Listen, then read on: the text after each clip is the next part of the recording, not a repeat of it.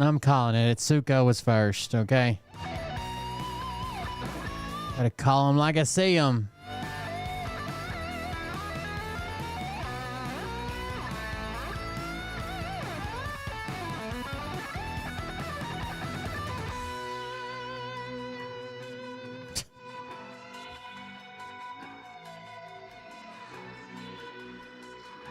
So it all started when Kai Cenat had a magician on named Max Major.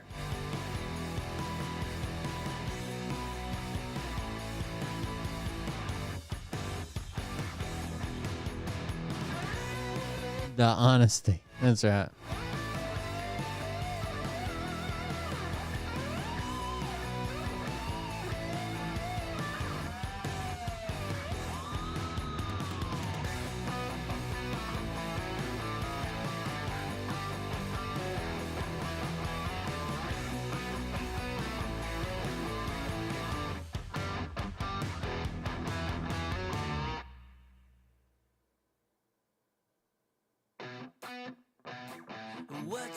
What you think about when you're born into a fire?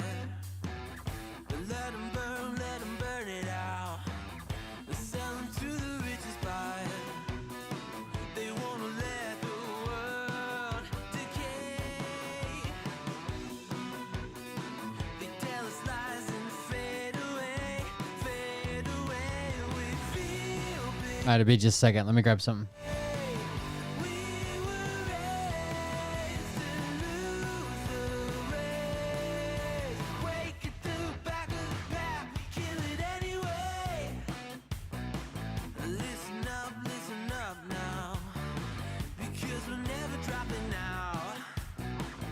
Sorry, I've usually already done my cocaine by the time the show starts.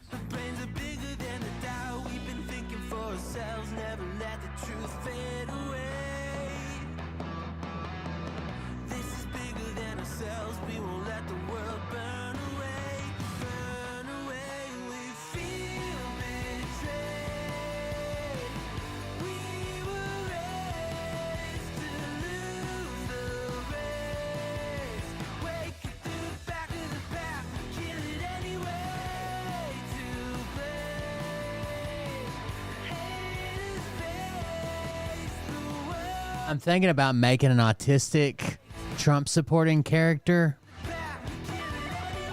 and calling the channel Magnetism.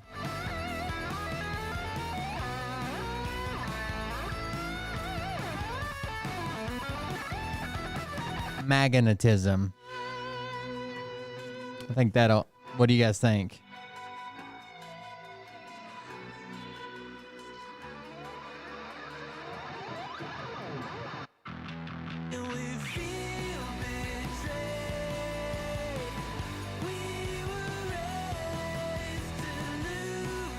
Magnetism. And I'm just gonna yee and dip and spit. I'll show you a video, an example.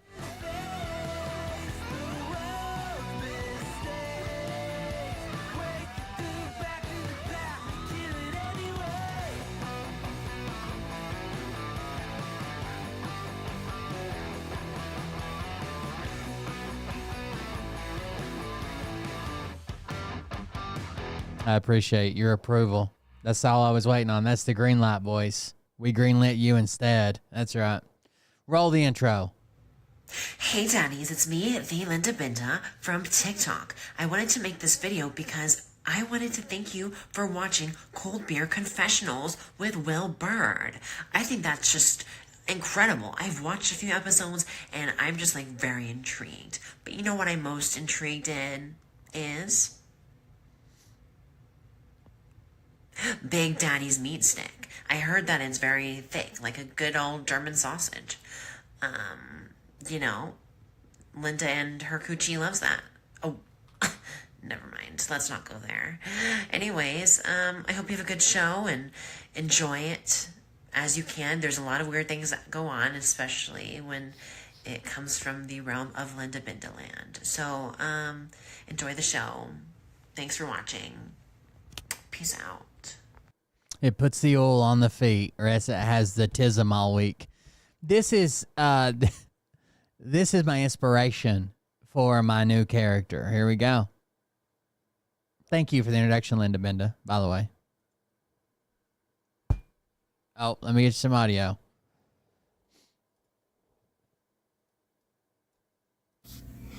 Dagburn. Let me make this a very clear but present warning to you. You keep fucking with Upchurch, I won't go after your channel. Now, you're probably laughing and thinking, this old thing can't do shit, and Dagburn's untouchable. Actually, Dagburn, I've beaten 100 people or more off of this internet platform. I've taken more than enough of people off this platform. They have returned, but with moral respect towards me. Now, this isn't a threat by any means. This is a warning. We could call it TSS, the Trump supporter spectrum. If you keep fucking with Upchurch, I'm gonna fuck with you even harder. I'm gonna make you off of this platform, on any platform, and every platform you are on. I will make sure that you are no longer there. How am I gonna do it? Well, The spitting's gotta stay, right? That's his signature move, bro. watch me. Dagburn, you can ask multiple of my fans, my followers. They will tell you I am not to be fucked with. I'm not to be messed with. I know social media well enough. I know how He's keeping an eye on both of us, to be honest with you. to ruin people off of this platform. You see, Dagburn, here's the thing. I stand behind that flag. Upchurch is one of those people that is my brother, that I consider a fellow brother, a friend, somebody that I look up to because he's a good person. He's battled 100 people and have them removed from YouTube, and they all came back, but they respected him more. Are just a sack of shit that's sorry, drugged up, messed up, or got the tisms. Now, don't let your tisms be the excuse of your stupidity, but make it very clear and no mistake, ladies and gentlemen. Dagburn, your last mistake will be. At least when I dipped when I first started streaming. It was before I started vaping and my teeth got loose and were going to fall out or whatever. But at least I had the courtesy to like spit in a bottle without the noise and shit. Damn. Fucking with church, and I will make sure of it, because you will no longer be on any platform. TikTok, Facebook, Instagram, YouTube, Twitter, any social media that you are following or are on, it will all disappear like that. You remember that time Bobby Boucher come in at her time we won a bourbon bowl? Make no mistake, Dagburn, I have that capability. A lot of my people that have followed me throughout the years have seen what I am capable of doing. They fear me because I am the danger that lurks in the shadows. I am the danger that they don't fuck with. Because they know all too well what I have done and once done. Dagburn. Oh, while we're on topics of shit you shouldn't do, Dr. J Banana got her very first tattoo. I don't know if you guys saw this or not, but there you go. It says Jesus trumps everything. Jesus trumps everything. And the T's across there. Looking pretty good, Dr. J. More or less, your morals and values do not align with us. Yeah, I stole it from your page. Somebody who is mentally of a child. And a child should not be on this platform, especially like you. I don't care if I have to beat all the children off on this platform myself. What? You shouldn't be on this platform running your mouth 24/7, because that is a setup for you to have legal issues with church. I will tag church in here. I will hope that church either tells me stand down, let him deal with it, or go ahead and follow through with what I will do by taking you off this platform. But Oh, double spit. Make no mistake about it, son. I ain't playing. I am serious as a heart attack. I will take you off this platform. I know how to take you off this platform. He knows how. And he'll do it. We'll go down with you like the Titanic. It will be just the same as what I've done before. To people who have done You guys know the YouTube channel formerly known as the Titanic and how it went down? shit to others, I will not stand for it. I will not stand for what you do. I will not stand for how you treat others. I would like to think this guy's playing a character. Let me see. The real true conservative. Please tell me this guy's playing a character. He only got 23 subs. Maybe not. Let's see. His oldest videos was from 4 months ago. What is going on, everyone? The True Conservative here with a special guest, my son. Hi. So we're catching up.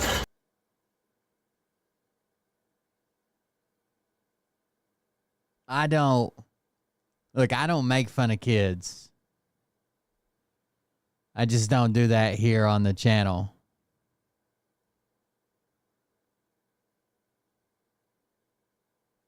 But I would not post this. Today on politics, but first, happy Monday. I know, boo, I gotta go to work, I gotta do this and that and the other. Well, come on, folks. It's Monday. We're gonna get through it. Everything's gonna be okay.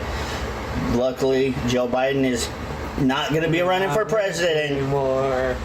So Luckily, Joe Biden's not going to be running for president anymore. I think we're all happy. Thank you for joining me, son. No problem. So first, before we get started, I do gotta say this, though. In political news, He's spitting in a clear mason jar, bro. Kamala Harris is now the Democrats' hope for president, and we don't know. Or is he drinking chocolate milk? I'm so confused what he's about to do with that jar. Could be Big Mike. I mean, Michelle Obama. Sorry, Michelle, if you're listening. I mean, Mike. Whatever you identify as, it's 2024. I really don't know what people identify as anymore. I give up trying to ask, okay? But anyway, it is a possibility because the Simpsons, and you watch The Simpsons. I wish he'd stop sitting back there like he's trying to bite his chin. Dude, don't put your son out on here. Or a long time ago. When I was a kid. Yeah, when you were a kid. The Simpsons predicted a lot of things, like Trump winning, supposedly Lisa Simpson running for president as the first female president. So it's going to be interesting to see if The Simpsons are what we're kind of facing up against. And then on top of that, This is 16 minutes long. Secret Service Director Kimberly, oh God, she got nailed. She got nailed. I saw that video. Oh, She got fucking nailed. oh, beyond, like, just to the point of disgrace. Yeah. She ended up resigning, thankfully. Oh. But here's the thing that kind of makes me wonder is that why didn't the Secret Service have a sniper on that exact point of area, right where the alleged Now he's a military expert, too. assassin attempt sniper was at? Why didn't they, have some about what I'd be willing to take away his right to live. I mean, vote. you are known to do? Right. Now, Come on. like our boy Trump, Yeah. we know down to the minimum that he can do everything that we need Exactly. and can have back. Down to the Not just about talking, it's about what you are known to do. right. Now, Come on. like our boy Trump, Yeah. we know down to the minimum that he can do everything that we need. Exactly. Like our boy Trump, we know down to the minimum, like he can do what we need. And can have back. Right. And can have back. And can have back! Right. But, like I was just about to say, Kamala, we know that she's really good with what's called the younger generation of voters. We know that, for instance, gun control, abortion rights, climate change are all going to be the things that the Democrats this year are going to look for. Joe really kind of didn't pay attention to that. He did a lot more of the virtual signaling type mentality. Virtual signaling. He went and was kind of playing with the other side of the political spectrum. He wasn't really kind of, if you will, getting the attention and the affirming the people to confirm that, hey, Joe, we agree with that or that. No, a lot of the younger generation more were crying and whining about, we still got alleged global warming, we got all this, that, and the other. Why aren't you doing anything? Well, Kamala's going to be able to do it. So that's why when we talk about, like, it's going to probably be a very close, tight run. Yeah, it's going to be a tight run because Kamala's going to definitely have the upper hand with the younger generations. Trump is going to have more of a connection with, like, I feel like I'm listening too fast. Older generation. somewhat of the older generation, maybe Except a little, for me. and maybe not just Except for me, Papa. Except for me, Daddy. older generation, but some of the newer Republican generations, the people that were maybe once Republican or Democrat, and they're like, well, wait a minute, Joe was definitely a bad idea. I didn't like that. I effed up the first time voting for Biden. Now I know who I want to vote for. So there might be a chance with the younger generation that some of the younger generation might have smarted up a little bit, and especially like your generation. You're 20, 21. Why does he look like he's 11? Years old, I think. So, yeah, you're 21. Your generation, especially, you They say retard don't crack. I don't know. needing to. Gen Z. Yeah, you're Gen Z. You need to have your generation vote definitely for Trump this year, by all means. By all means. By all means. And if you guys are wondering what this is in my hand, Oh, jeez. And if you guys would pay attention over here to my Beyblade collection. can you guys guess?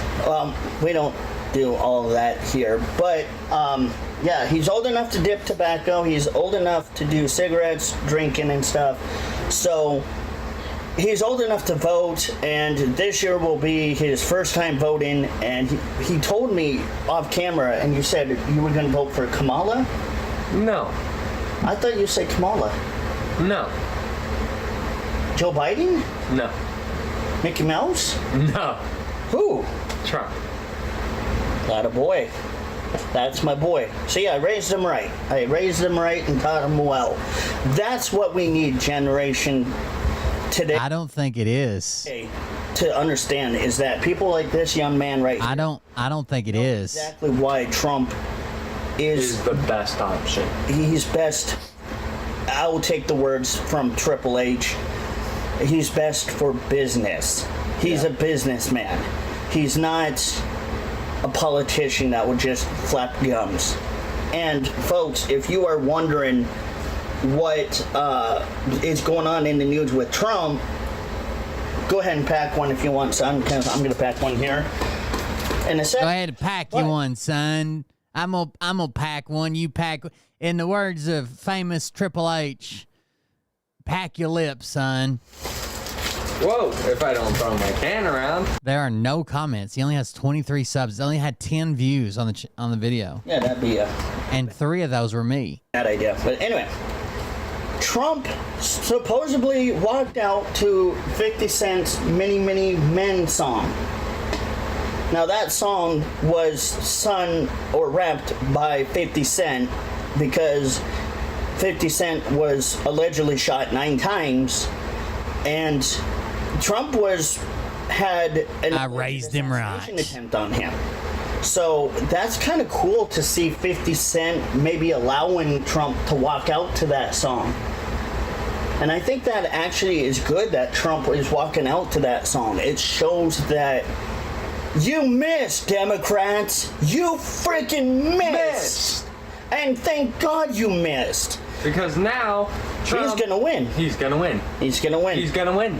He's gonna be your president for 4 more years. And you and I were talking I don't know what Bill Gates has never gotten an award for depopulation. about this too. What if Trump Jr. ran for president and then decided, this is just a theory. This I thought would be kind of a cool theory here. Because what if Trump Jr. runs for president, he allegedly wins, but instead of having just any random person be his VP, his dad is VP. Oh yeah, you and I talked about this. You know where I'm going with this, son. You know exactly where I'm going with this. I think it would be cool that Trump as president. It's wild that these people exist still. In and acts Like not as a character or satire. Like there's probably people like this that exist in my town, but they just don't make videos. Let's see his most recent one. Hold on. Not safe for work video. My rant about people who call themselves progressive. Okay, everyone. This is a not safe for work video. I am going to rant, and you'll have to pardon me if this video is a little bit long, but I'm gotta rant. So let's get into it. All right, what's going on, everyone? The real true conservative here. Hope y'all are doing good. What is progressive? Progressive should mean forward, progress, exceeding, or in other terms, making exceptional progress for someone or something or some possible political ideology that should be good for the people and better, right? Something like capitalism. You know, constitutionalists like me want to move forward, not backwards. But progressives always seem to have it, no pun intended, backwards when they talk about their progressive ideologies. Ideologies. Ideology. And I always feel like, okay, do they really know what it means? I don't think they do. And this is, again, where I'm going to talk about this. I don't see their ideologies as being any better than Democrats' ideas. Because Democrats haven't had a good idea for a long ass time. They haven't done anything to help the American people be better. Wait, what about Obama? Ideology. No. Ideology. He just effed up. Right? Okay, I'm not gonna fight this thing. Whatever. Anyway, Obama did no better. Right? Clinton did no better. Bill, I'm talking about, not Hillary. Thank God that Waynes didn't get in office. We would have been effed. Severely effed. But anyway, we would have been screwed if Hillary got in. But anyway, going back to my topic.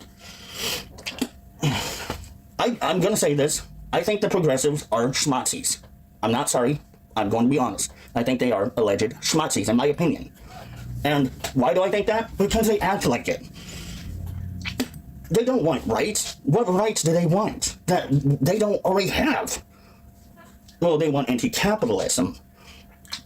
Okay, there are other countries out there that are not capitalists that you can go to, freely go to, and they're there. They're there. Russia, Korea, hell, and many others that are capitalist. I don't think Mexico's capitalist, but I don't know. But there are countries out there. Hell. No fucking way! No way! This is a real fucking human with access to the internet. Freely go to, and they're there. They're there. Russia, Korea, hell, and many others that are capitalist. I don't think Mexico's capitalist, but I don't know.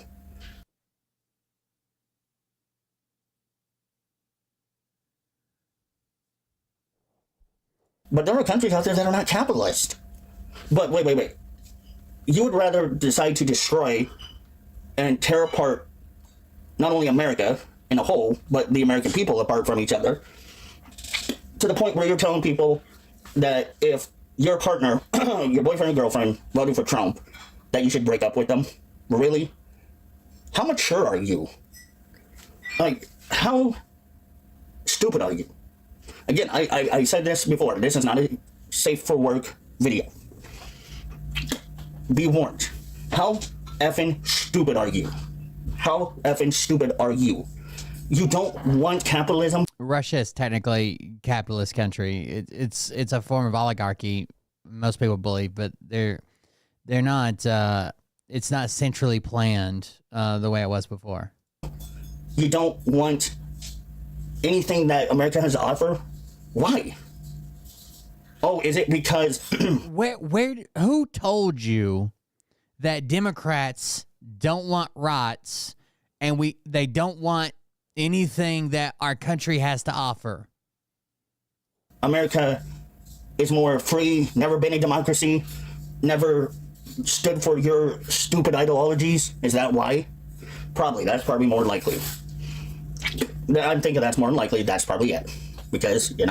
I think the Russian state, they have a mixed economy, I guess I should say. I think there's still stuff that's centrally planned by the government, but there's a lot of capitalistic ventures going on. That's how you get oligarchs. You know, it is what it is with you.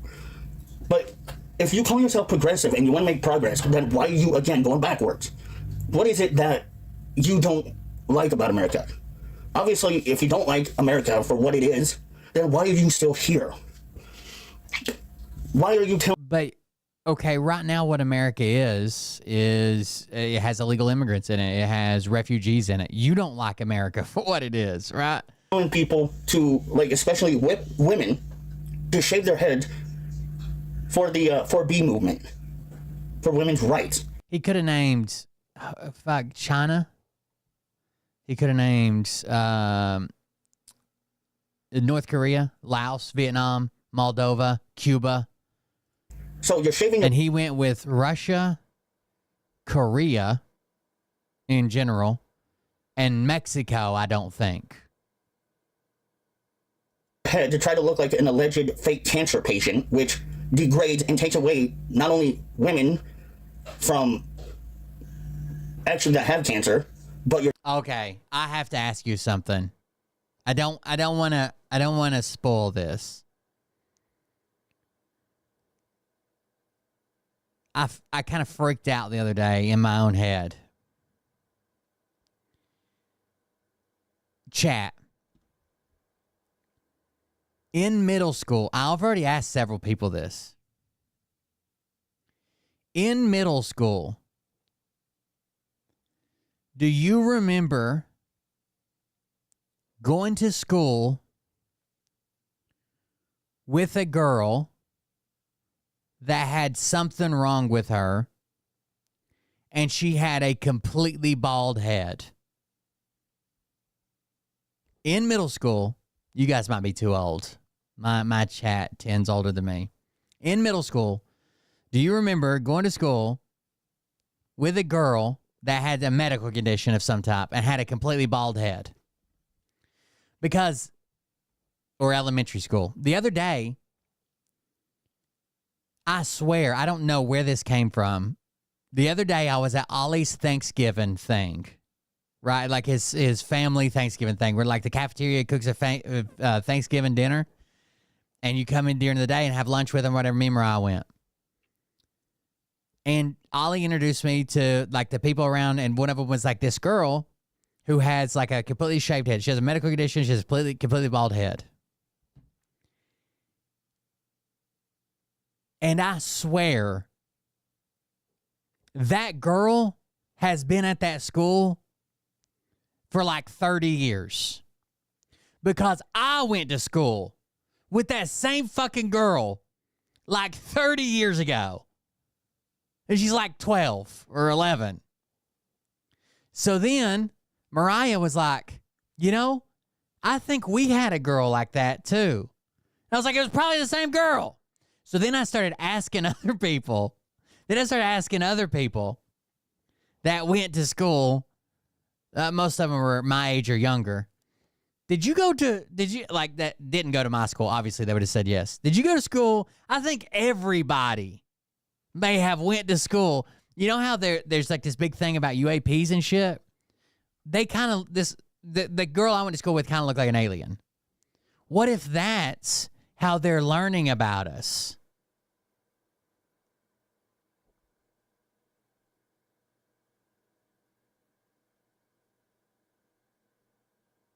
Let it marinate for a little bit, chat. I know it sounds super offensive. That's because it is. But the first thing, I swear on my, like, I'm kind of making a joke about it, but I swear on my life, the first thing I thought when I saw this little girl is like, oh, that's awful. And then she turned around and I was like, I went to school with that girl. That exact girl.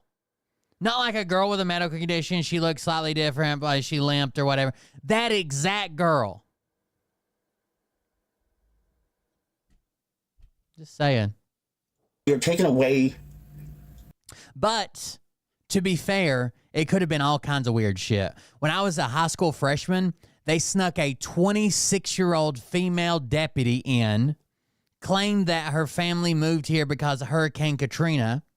She was fucking a sophomore at my high school and then snitched on his parents for selling weed. So you never know. The cops might have done it. What?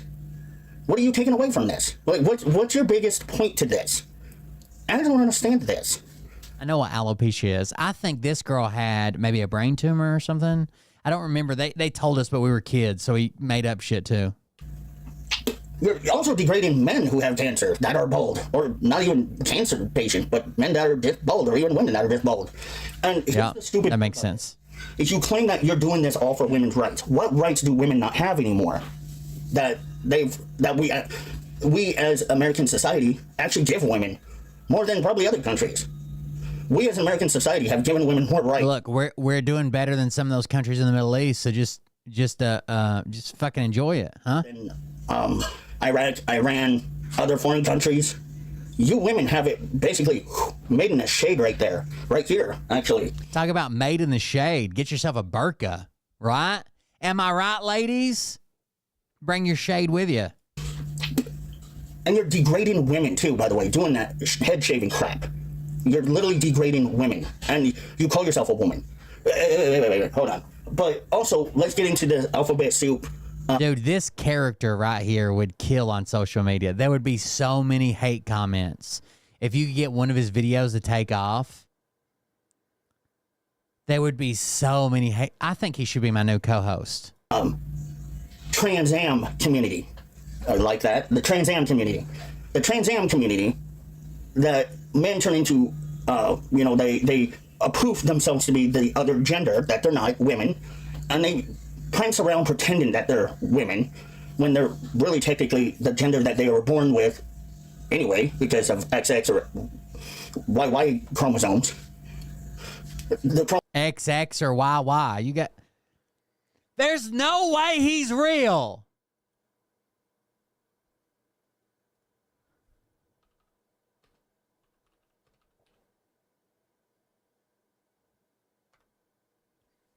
There's no way he's real. He calls himself the real true conservative. And he just said, you either have the XX or the YY chromosomes.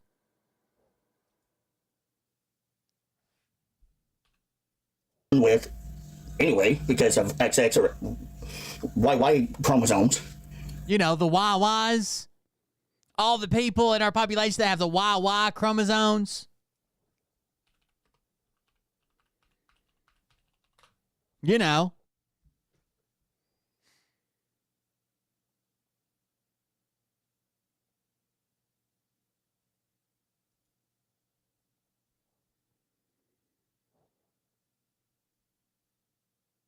There is a thing called XYY, a syndrome, condition, disease, XYY, but I very seriously doubt that's what he's talking about. It's XX or XY. You fucking retard. The chromosomes that men have, they're out there pretending, marching around pretending that they're women. That is not at all what the chromosomes that men have is YY. That men have, because of XX or YY chromosomes. The chromosomes that men have, they're out there the men have the YYs. Pretending, marching around pretending that they're women. That is not at all what a woman is. And, if you ask a Trans Am community that's a progressive Trans Am community member what a woman is, they're going to...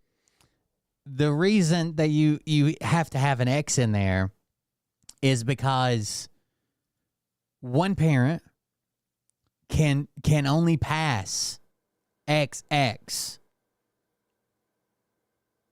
The other parents can pass X or Y.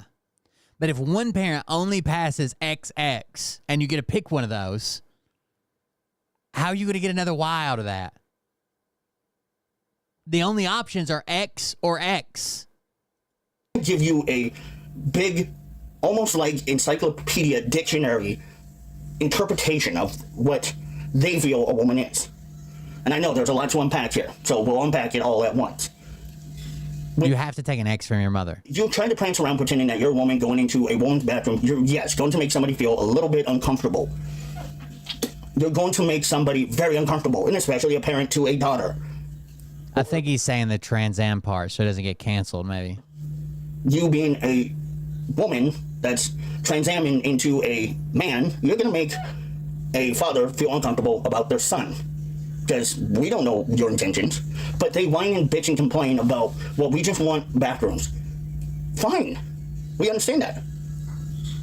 But use the bathroom that you were originally gendered assigned. Please. For the love of God. Stop pretending. You progressives need to stop pretending that you're for things when you're not. Well, we're against capitalism. Why do you hate capitalism? Why do you hate money so much? If you hate money, then... You look like you're just rolling in it, brother.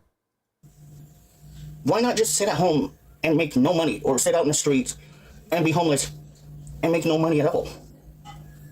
Why? Why not do that? Because obviously if you find that more productive in your life, then please, by all means, do it. Do it. If you want to continue to prance around and pretend that you're this, that, and the other, and that you pretend to identify as a freaking toaster oven, then I have no problem with you identifying as a fucking toaster oven, but just use the toaster oven bathroom. It's called the plug-in, for crying out loud. For the love of God, at least be decent. You're going backwards. You're making life so miserable for yourself. You're not helping people. You're worsening people.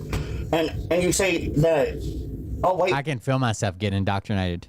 People are racist. How are we systematically racist? Describe that one to me, please. I know there's a lot to unpack here, but I'm unpacking it. When's the last time I've seen a white person have a white privilege card besides finding fake ones on Amazon that I don't think they no longer have? I don't think you understand the concepts.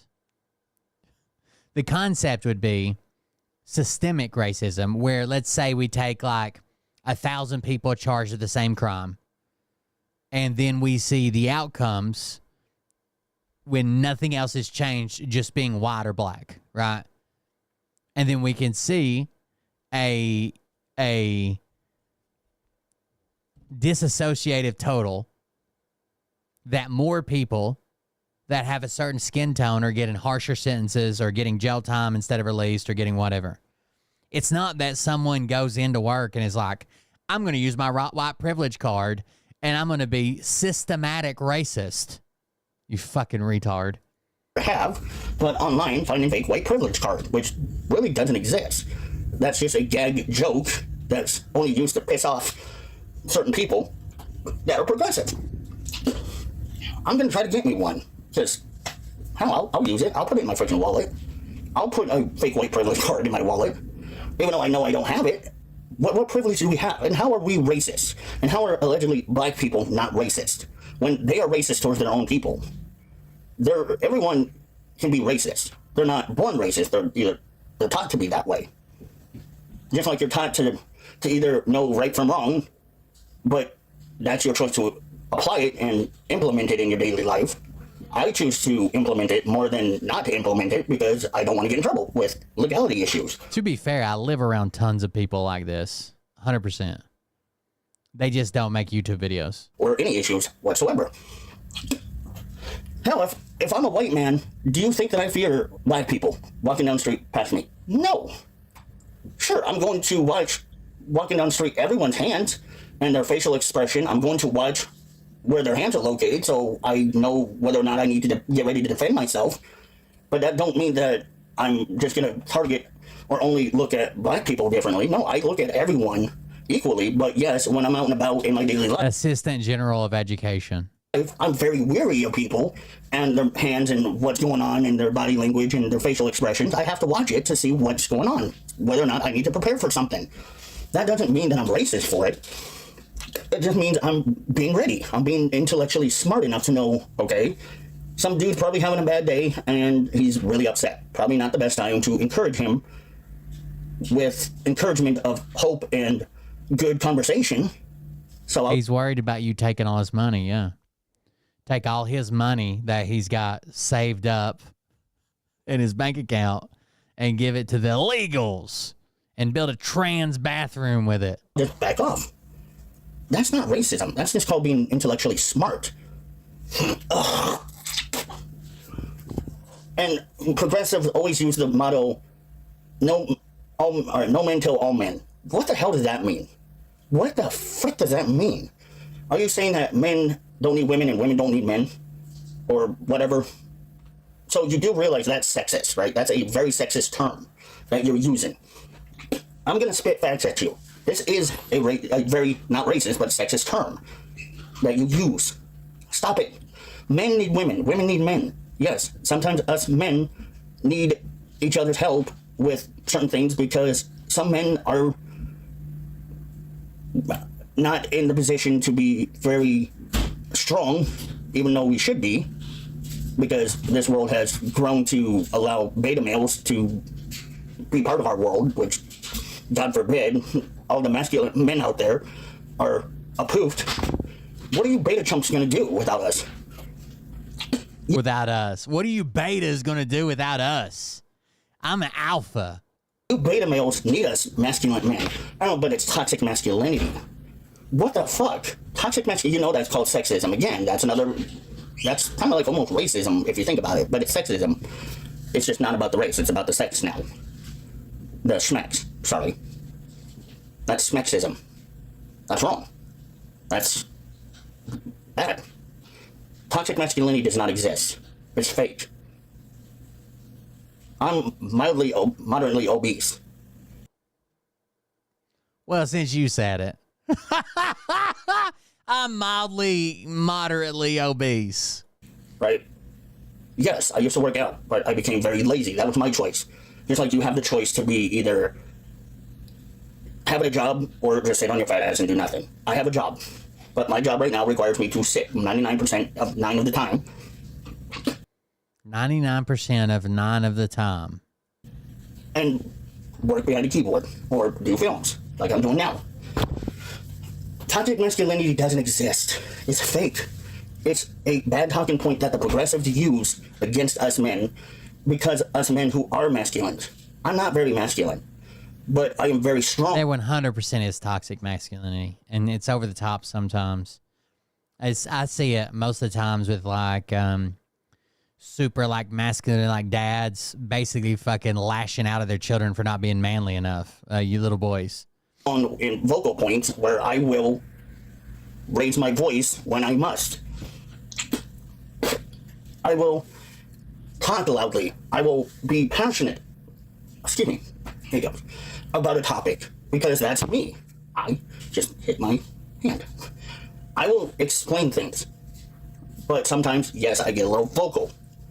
Like right now, I'm trying to limit my filter. I'm trying to filter out what I should really actually be saying because of how I feel about it. But I'm being nice now. Because this is YouTube. This is I've never seen, like I dipped from the time I was 14 years old until a few years ago. And still do occasionally. There's probably a can of Red Seal in one of my cars right now. Like very rarely, like 2 or 3 times a year, just to see what it feels like.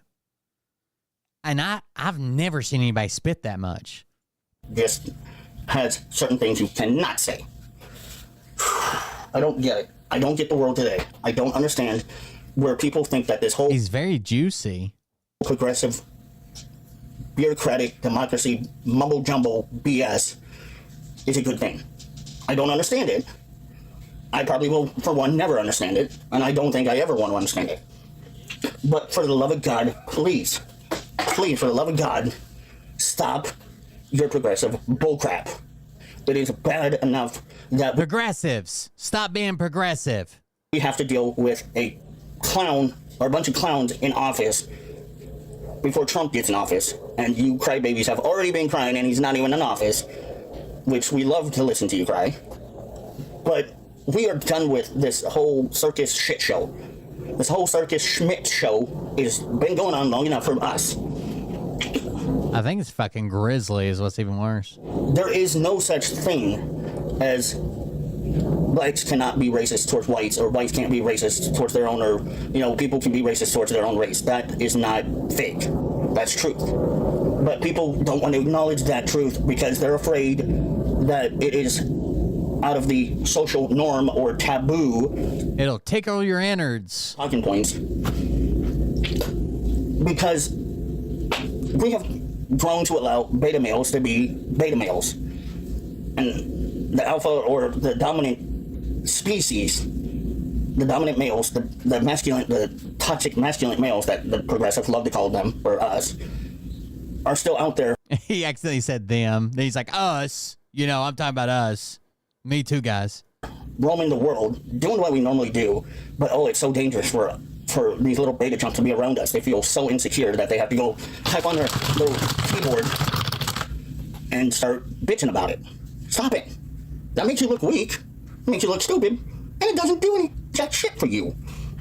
Other than it proves to us who you are, and we know who you are, a clown. Progressives just love using fake echo chamber talking points out of their butt for Bro, you just called Mexico a communist country. I think. some odd reason, apparently. I don't know why. Again, but that's just them. And it makes them sound so also smart. No, it doesn't. It makes them sound absolutely freaking ridiculous. These little beta chumps need to grow a pair of cojones, huevos, and actually learn to be Ooh, he's bilingual, ladies. common, decent human beings towards each other, or towards people in general. Women, progressive women, stop shaving your head. For the love of God, you look like a freaking lesbo. It makes you look like a damn lesbian. A butch, dyked lesbo. I'm not sorry to say it again. not safe for work. There's some gamer words. You look like a fucking dyke lesbo. Yeah.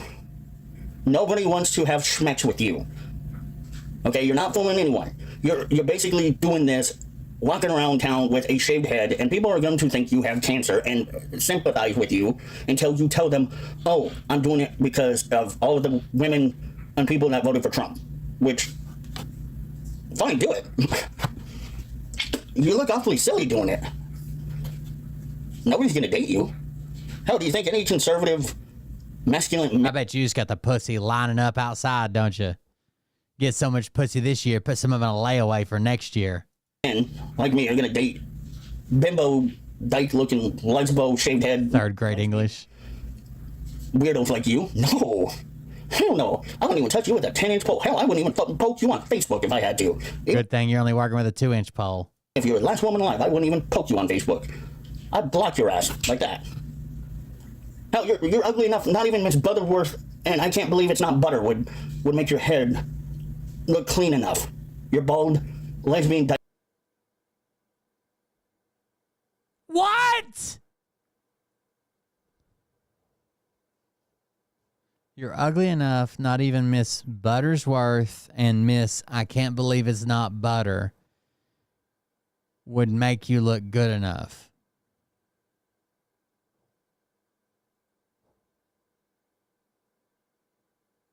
Bro, are you trying to get a date or raise your cholesterol? Dyke-looking head clean enough for me to date you. I'm not sorry. Again, not safe for work. Well, one of them's syrup, one of them's a butter substitute. I don't know that it would clean your head.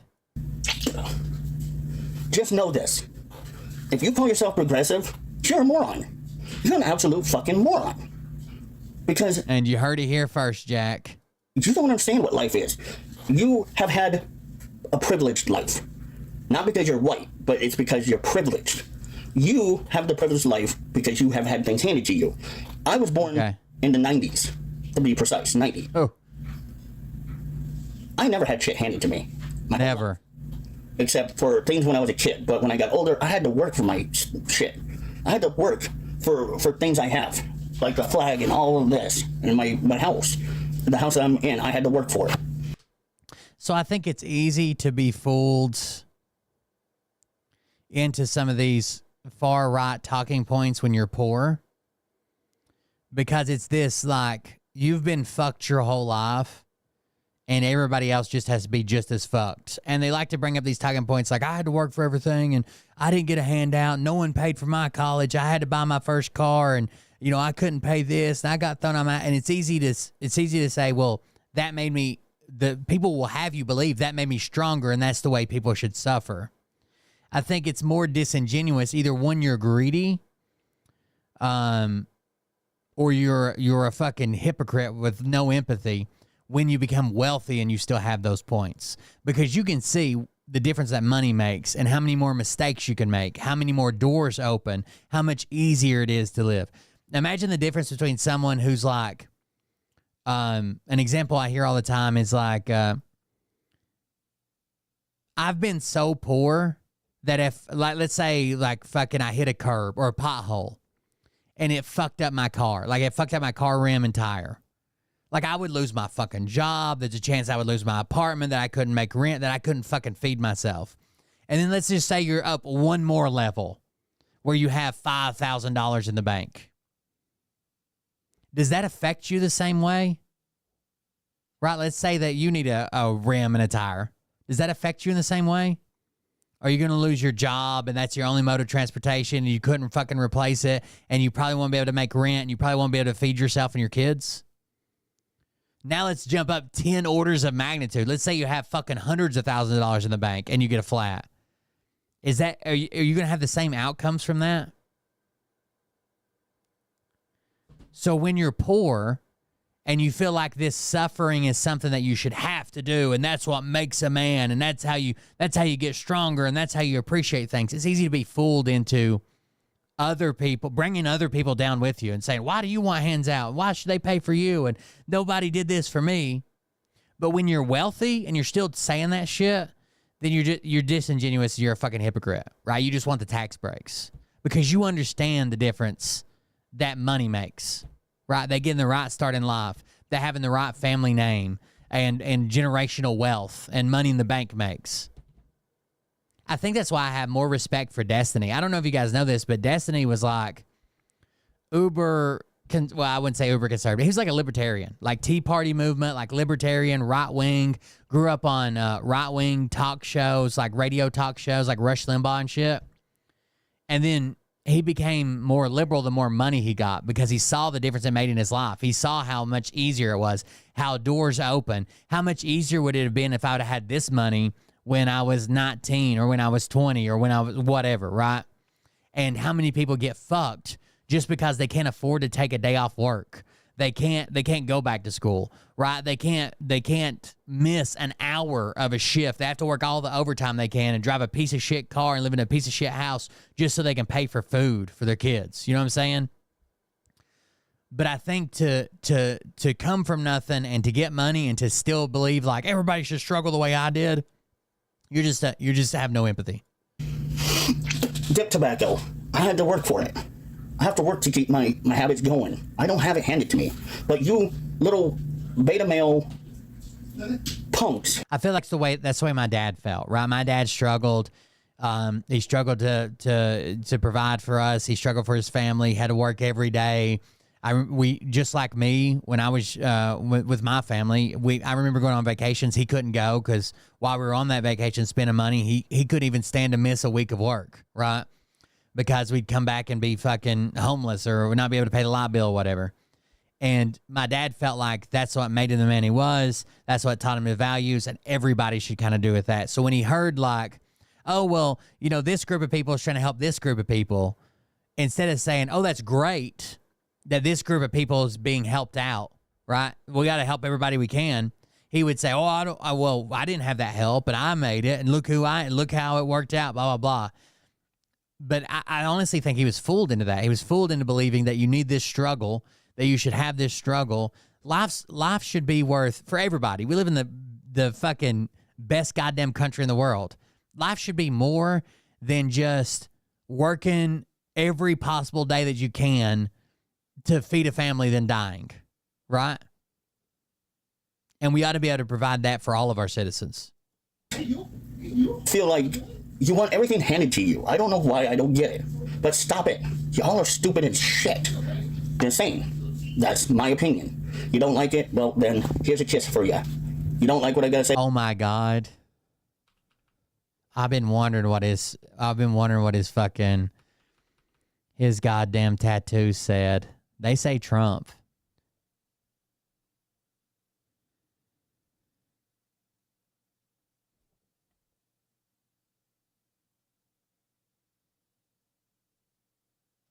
No, they don't.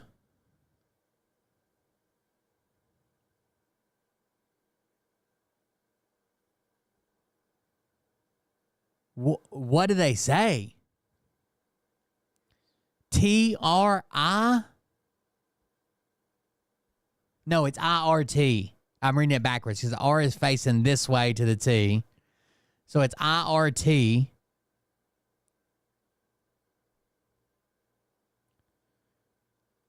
Trio if the R is backwards.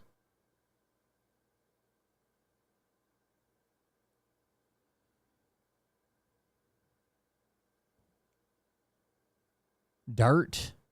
Maybe.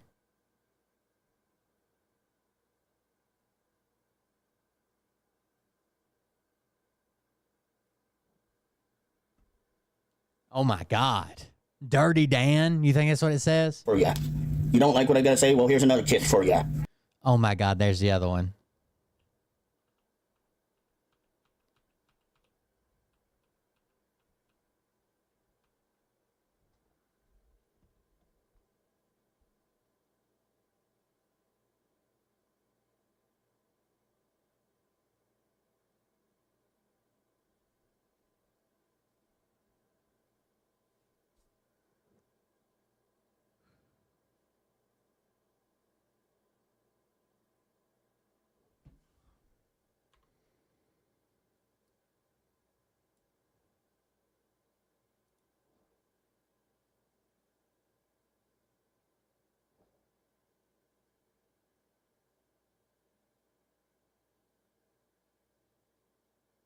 It says, if found, please return.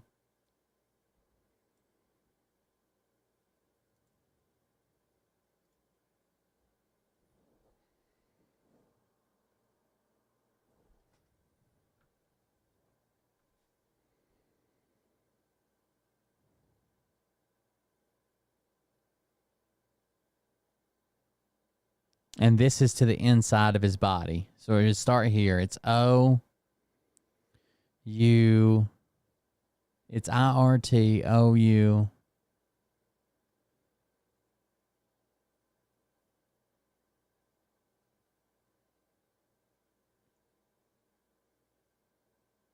Oh, unless it's in selfie mode.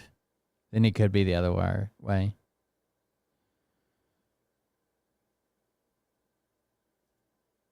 Wild, dude. Suck it up, buttercup. Life ain't easy. Here's 2 kisses for ya. Cause life. Oh, God damn it. We missed another one. Kiss for ya. Suck it up, buttercup. Life ain't easy. Here's 2 kisses. You know the saying, pull yourself up by your bootstraps, was like a joke? Like it was like a shot? Like there's no way to pull yourself up by your bootstrap. It was never meant to like get down in the ditches, you know, put in your time, work your way to the top. It was made as a joke. Like, oh, if they're complaining, you know, tell them just to pull themselves up on the boot. It's impossible. You can't grab your bootstraps and pull yourself up any higher, or you can't pull yourself off the ground like that. It's impossible.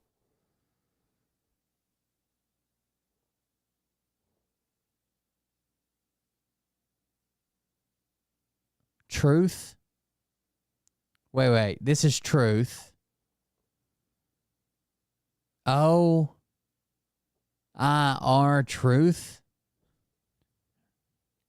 So if the T's are together, that's T-R-U-T-H. That's truth. So what would be the first 3 letters in front of truth?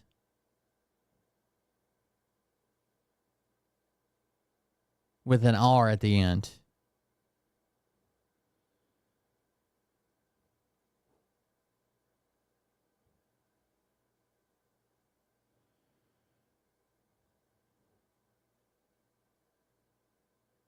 For ya. Cause life ain't gonna be easy. It never has and never will. It's part of life. It's called life. It's unfair. But you treating people like garbage. You treating people like absolute disrespectful little punks. You try that shit in prison. You won't get far. You call somebody a punk, you treat somebody with disrespect in prison, your ass gonna get jumped. Thank God we don't all live in prison then, I guess. It is possible he misspelled some shit, for sure. Stop acting like a punk. Grow up. That's all I... What? Try that shit in Soviet Russia. I don't live in Soviet. Try that shit in prison. I don't live in prison. Try that shit in the military. I don't live in the military. Try that shit in a small town. Eat a bag of dicks. All I gotta say. See ya.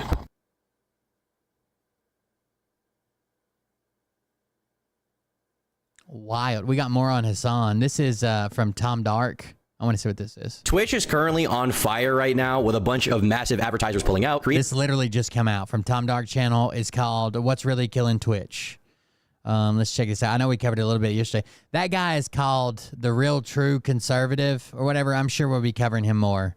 I just happened upon him, so we'll check it out some more. Reporting that the revenue has dropped by 80% and even potential congressional hearings on the subject in the future. A lot of the top streamers are at each other's throats right now as well, trying to play the blame game, saying, what really caused the boycott? Was it this guy? Was it this guy? And right now the people blaming each other really are Hassan and Asmongold. Obviously, Asmongold has a more right-leaning perspective these days. He's more on that side, at least more than Hassan. And Hassan is obviously very far left, so they're going to be at each other's throats a lot. But in particular, they're really going at each other right now. I just want you to understand, by the way, when Asmongold is making threats like this is the result. Okay, when you partner up with cynical fucking assholes who just simply want to see the fucking world burn, and they force platforms who are terrified of offending anyone, okay, even if their purpose is utterly and so clearly to troll, okay, platforms that turn around and capitulate and cave against that sort of thing are going to hurt other content creators, you know? Hassan clearly is like one of the biggest proponents of this. I would say he is the biggest proponent to a lot of the contention around the, you know, quote, adpocalypse. He's the main reason why this is, like 90% of the examples that are being used are him. Like, or maybe not 90, maybe 80, 70%, but it's like Like the majority of all examples on the entire platform are all Hassan. So yeah,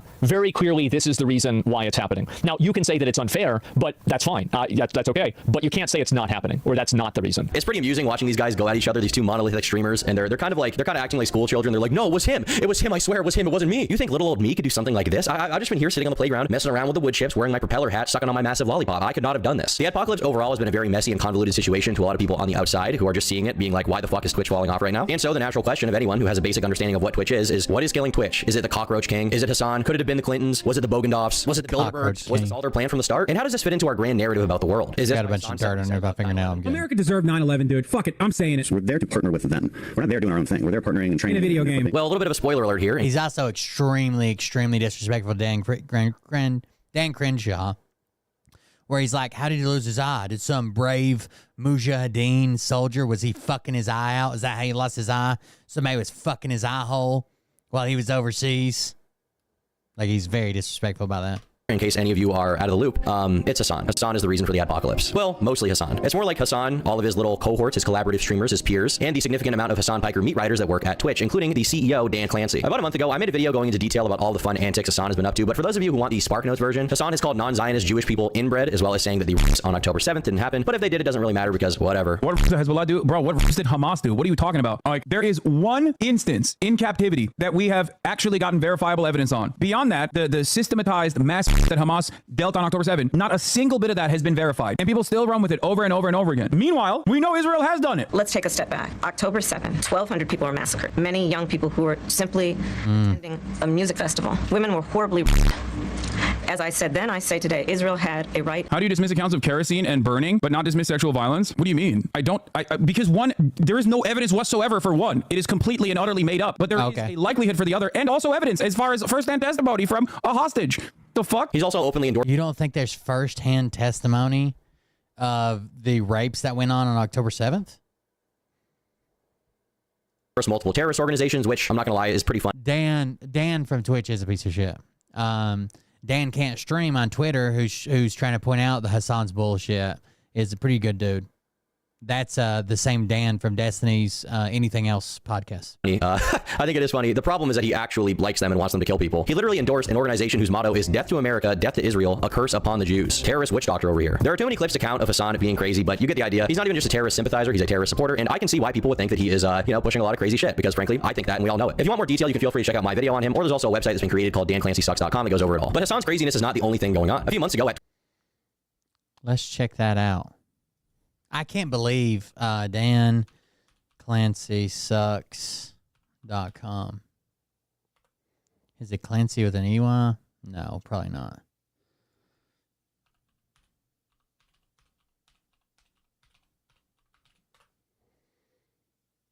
Okay. Email us tips about Dan. Dan Clancy, CAO at Twitch. He's not only allowed but protected anti-Semitic rhetoric on the platform. His leadership has resulted in Congress already sending a letter to Amazon, the parent company of Twitch, warning about anti-Semitic behavior. The website provides a compendium of clips and articles pointing to the fostering of anti-Semitic platform under Clancy's leadership. Among this evidence includes several clips featuring Hassan Piker, Twitch's top political commentator, engaging in overly anti-Semitic and unruly behavior, the same streamer who Clancy admits to particularly enjoy. Cheerleading for terrorism, Twitch calls for 9/11, dismissed horror of October 7th, Fox News writes. The ADL calls out Twitch political streamer. Twitch now includes term Zionist in their hateful conduct, TOS. Streamers facing massive ad revenue drops under Clancy's leadership. Even more racism from Twitch's top political streamer. Just to be clear, if any other streamer even thought about saying this on accident, they would likely get 3 to 6 months ban. Is Hassan protected by Dan Clancy? Always. What did he say? Little bro. Dude, if another one of you 14-year-old pasty little shit skin dumb motherfuckers. Ooh. Somebody with some relevance. I could probably say that, right? And nobody pick up on it unless somebody reported me. But somebody that's got as many moderators and bots and shit as there is watching him and as many clips they make of it, yeah, that would have got people gone. That would have got people gone. You know, the reason that Destiny got banned, everybody thought it was his take on Rittenhouse or whatever, even though that's like a couple weeks before. The one that actually got him banned, I'm pretty sure, was that he said that he wasn't interested in engaging with these people on Twitter that their whole profile is just as far left as you can fucking be, and he called them subhuman fucks. Subhuman was what got him banned. Subhuman.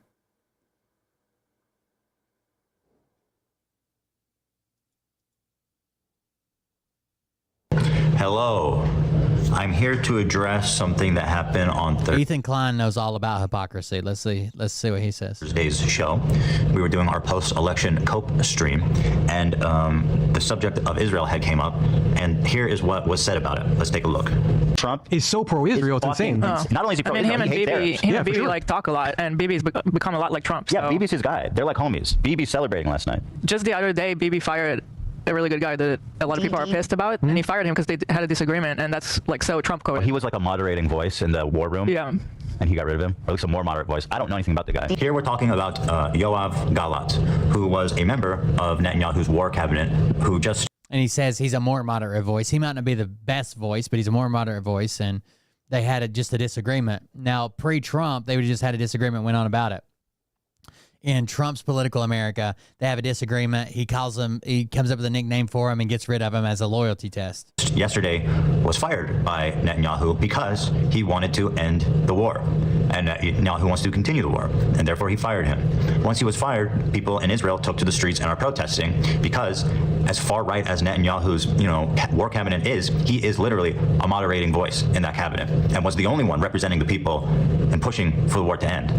The problem with Yoav, which we flag a lot of shit too on Twitch because we try to be over the top. Especially like it's one thing if I say it and it's just like a short clip, nobody clips it, nobody reports it. It's another thing if it's sitting in my chat when one of their fucking bots that scans the chat shows up. So we pull down a lot of shit over the top because we know what they're looking for, especially if you're talking about someone's sexuality, what they're attracted to, how they dress, what fucking genitalia they have. We just go ahead and clear all that because I'm not trying to get fucking taken down for something stupid that was in my chat. Which I don't even think Hila probably knew at the time because this war's been going on for so long. Is that and I don't want more heat on me. So even if it's something that wouldn't get me in trouble, a lot of times if enough of these keywords pop up when their bots are sitting in chat, then they will put more bots in chat, and some of the bots sit there and clip shit and automatically report it and all kinds of shit. It's wild. Somewhat infamous for this quote here. He said on October 8th, there will be no electricity, no food, no fuel. We are fighting human animals, and we act accordingly. When he's talking about entering Gaza in the first phases of the war.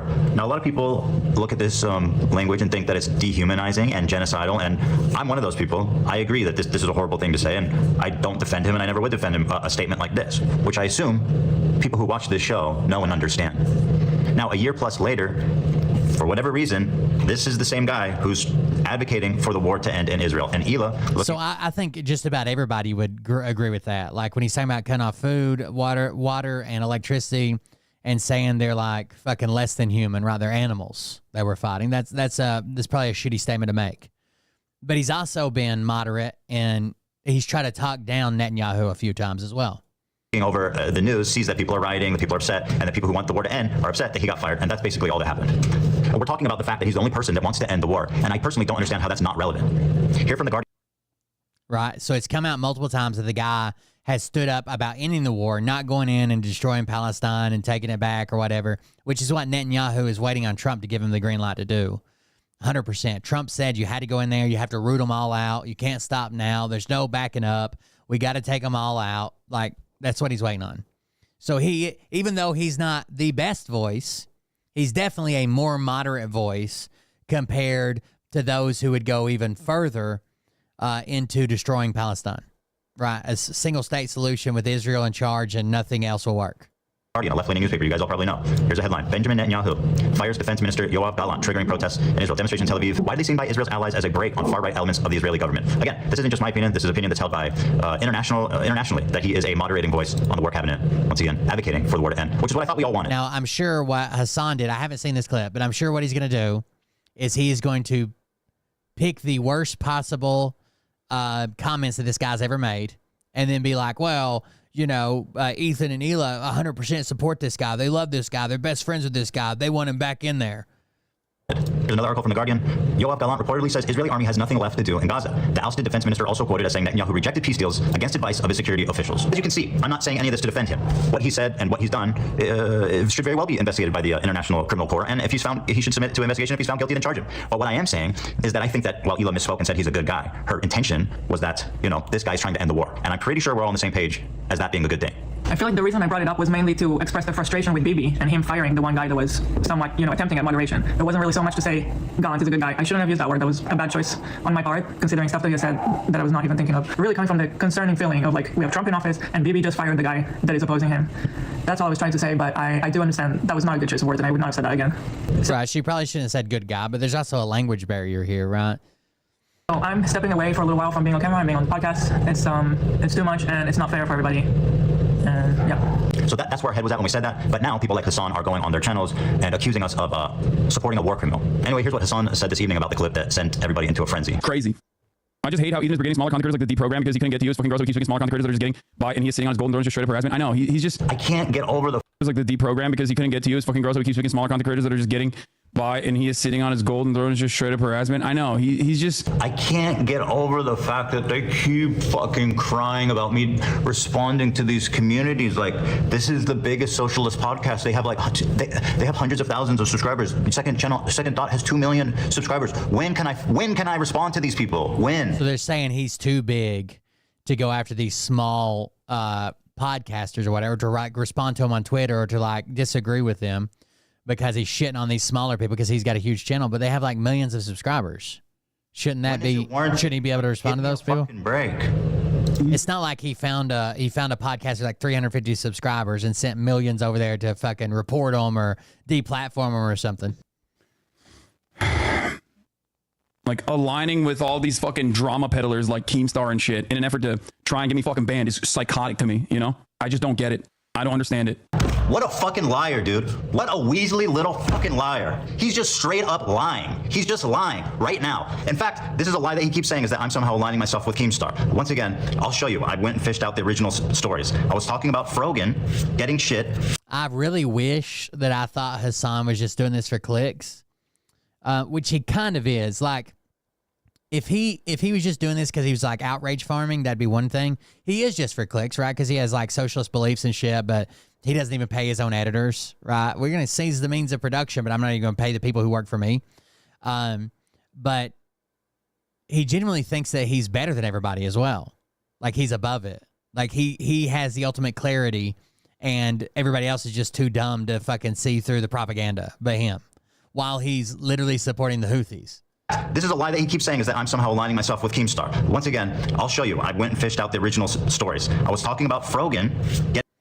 Be honest, you absolute fucking loser. She literally said she helps vets get PTSD, or is PTSD a brand of hummus? I wonder which crowd is DMing her hate messages. Nice try to avoid accountability for literally anything ever. Grow the fuck up. Also, close your public DMs, moron. Literally, all of us would have our DMs full of vile shit if we left it open. You are not special. And this says, H3H3 Productions, congratulations. This is your audience now. I wonder how your Muslim employees feel. And it says, love Ethan's targeted harassment campaign. So this is one of his top mods that said she hopes, she's like, fuck U.S. military. I hope they all come back with PTSD and they don't have health care.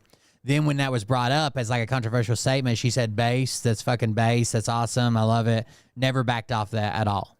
Getting shit from... And now when Ethan points that out, like this is wild to say, and then some racist anti-Muslim, somebody's like, go back to your fucking country, you piece of shit, or whatever, Ethan gets blamed with it. 7.5 million views. Sadly, no one cares about your anti-Semitism, but in America, people do care about veterans. Probably shouldn't have said that, was the post he made. A ton of conservatives for her. Partner Twitch streamer Frogan proclaims she hopes all American soldiers die or get PTSD. Wonderful remarks about hoping American military men get... How is Twitch okay with this? This donut operator. Partner Twitch streamer Frogan proclaims she hopes all American soldiers die or get PTSD. She truly is disgusting. Amazon runs Twitch, and Twitch frequently promotes her in ads. Hey, at Twitch, is this not against TOS? PTSD. It is. I was showing it to say it's not my fault that she's getting harassed when this clip of her is going mega viral on Twitter and being called out by... Nick Merckx, shit pisses me off. Look, there's still so many of us in the streaming world that appreciate our veterans and those that serve this country. Thank you for our freedom. We're grateful for our privilege. The worst people on the internet, right? Look at, these are all conservative shitbags. These are all Keemstar from Drama Alert. Twitch streamer Frogan hopes American soldiers get PTSD. That's where I saw the clip at. all people that I disagree with and have openly said terrible things about. So he's not showing this to send like more hate her way. It's already been seen millions of times. He's trying to say like everybody's sharing this clip. If you're saying like I'm targeting her or sending her racist comments or causing people to send her racist comments, what about all these other fucking people that are also sharing it? Including Keemstar. So like the way that he singles him out and says, oh, Ethan is co-signing Keemstar, is he's a fucking liar, dude. He's a weaselly little liar. He's intentionally showing the people I disagree with have the same take as me. It's not like I'm off base. I don't even agree with these people, and here they are sharing it. Yoav Gallant. Yoav Gallant, alongside Benjamin Netanyahu, has an active petition for his arrest by the ICC. The person that they are talking about here, before getting fired by Benjamin Netanyahu, the person that they're calling a moderating voice, said this, which is the reason why there is an active petition, an active application for a warrant for his arrest by the ICC. I don't know. I'm legitimately shocked. The problem why I'm frustrated with this whole situation, you guys know me, I'm more than willing, more than happy to address shortcomings and errors that I've made and take every chance I can to learn and grow from them, right? But the problem I have is that there's our subreddit and our community is overridden with these 8-year long-time ultra fans who can no longer, tolerate us, or they can no longer walk down this path with us as we've thrown our lot in with the Nazis, right? But like these same people, okay, they hold no standards. And Hassan can go out there and glaze an international terrorist organization and its leader and glaze up Hassan Nasrallah like he's a fucking great dude. Hassan Nasrallah was assassinated. Hezbollah is a paramilitary organization that is also a part of the Lebanese parliament. Do you like them or no? I think it's a resistance group. They're pretty successful against Israel. They are a terrorist organization. Like they're designated. They are designated by the American state as a terrorist organization. I do not like them then. Well, like I like what you like. I don't have an issue with them. Let's just say. I'm going to give you guys a crash course on Hezbollah. Let's start back from the beginning. 1983 suicide truck bombing of the U.S. embassy in Beirut. 45 embassy staff were killed. 34 injured. They bombed the French Marine barracks in Beirut. 300 dead. Attempted murder of the head of the Turkish Jewish community. Suicide bombing of the Argentine Jewish Mutual Association building. Buenos Aires. 85 killed. 300 injured. I don't have an issue with them. Let's just say. Bombing of the restaurant near the U.S. Air Force Base in Spain. 18 killed. 83 injured. Car bombs of the U.S. embassy in Beirut. 11 killed. 58 injured. Hijacking of Kuwait airline planes. Killed 4. Suicide bombing at the Israeli embassy in Buenos He Aires. doesn't have an issue with them. 29 killed, let's just say. 40 injured. I don't have an issue with them. Let's just say. Suspected of carrying out suicide bombing missions against Israeli vacationers in Bulgaria. Indicted for the assassination of former Lebanese Prime Minister Rafik al-Hariri. I don't have an issue with them. Hezbollah participated in the Syrian civil war on the side of Assad, violent dictator. They're responsible for the genocide of well over 500,000 Syrians. Here's an article from Amnesty International. Syria, surrender or starve, strategy displacing thousands, amounts to crimes against humanity. Does that sound familiar? I don't have an issue with them. Well, the Syrian government's stated aim has been to vanquish opposition fighters. Well, both sides, to some extent, think the other side is like fucking less than human, right? Like they don't deserve to live because religion or whatever. I don't know.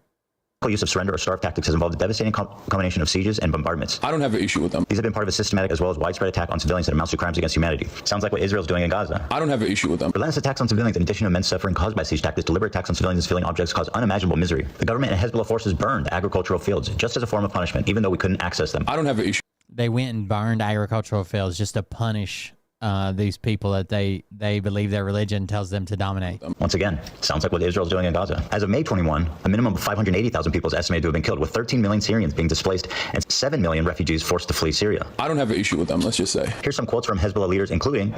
So this is not saying that one side good, the other side's good, but they have no standards when... So they slip up and call him a good guy, even though what they meant is he was a more moderate voice, and it's sad that he's leaving because he wanted a peace deal. But when Hassan can openly praise this guy and say, I don't have an issue with him, I'm so sad that he died today, the leader of Hezbollah, they don't have any qualms about that. Nasrallah. Our struggle will end only when this entity, if Israel, is obliterated. We recognize no treaty with it, no ceasefire, and no peace agreement. According to Shal-Shai, Nasrallah said in a speech delivered in Beirut, what do the Jews want? They want security and money. Throughout history, the Jews have been Allah's most cowardly and avaricious creatures. If you look all over the world, you will find no one more miserly and greedily than they are. I don't have an issue with them. Miserly, but yeah. We search the entire world for a person more cowardly, despicable, weak, and feeble in psych, mind, and ideology and religion. We would not find anyone like the Jew. Notice, I do not say the Israeli. I don't have an issue with them. Badi Kainban, in his 23 October 2002 article, quoted Nasrallah as saying, if Jews all gather in Israel, it will save us the trouble of going after them worldwide. The history... That's just wild to say. If they all come to Israel, at least we don't have to hunt them down. Jews has proven that, regardless of the Zionist proposal, they are a people who are evil in their ideas. The state of the grandsons of apes and pigs, the Zionist Jews, and he condemns them as the murderers of the prophet. According to Hassan Nasrallah, he said the Jews invented the legend of the Nazi atrocities. I don't have an issue with them, let's just say. So my point is, if you're going to come down so hard on Ela for what she said, where's the energy when Hassan defends Hezbollah and Hassan Nasrallah, who is a violent, genocidal, anti-Semite who mass murdered Syrians and committed terrorism all around the world? Where's all the 8-year subscribers flooding into his community saying they can't follow him in these footsteps anymore? I can't believe I'm calling Nasrallah base. I mean, listen. You have to remember something, okay? A lot of these dudes, you see them in their fucking fits, and you hear about like some of their attitudes about like gay people, for example, and you immediately fucking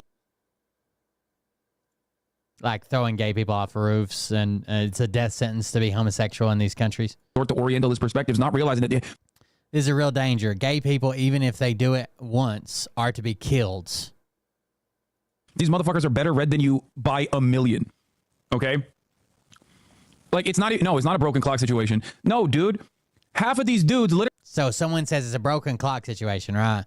So broken clock's wrong most of the times, but sometimes we align and sometimes it's right. No, it's not broken clock. They're right more often than that. Literally get educated in America and in the UK. What the fuck are you guys talking about?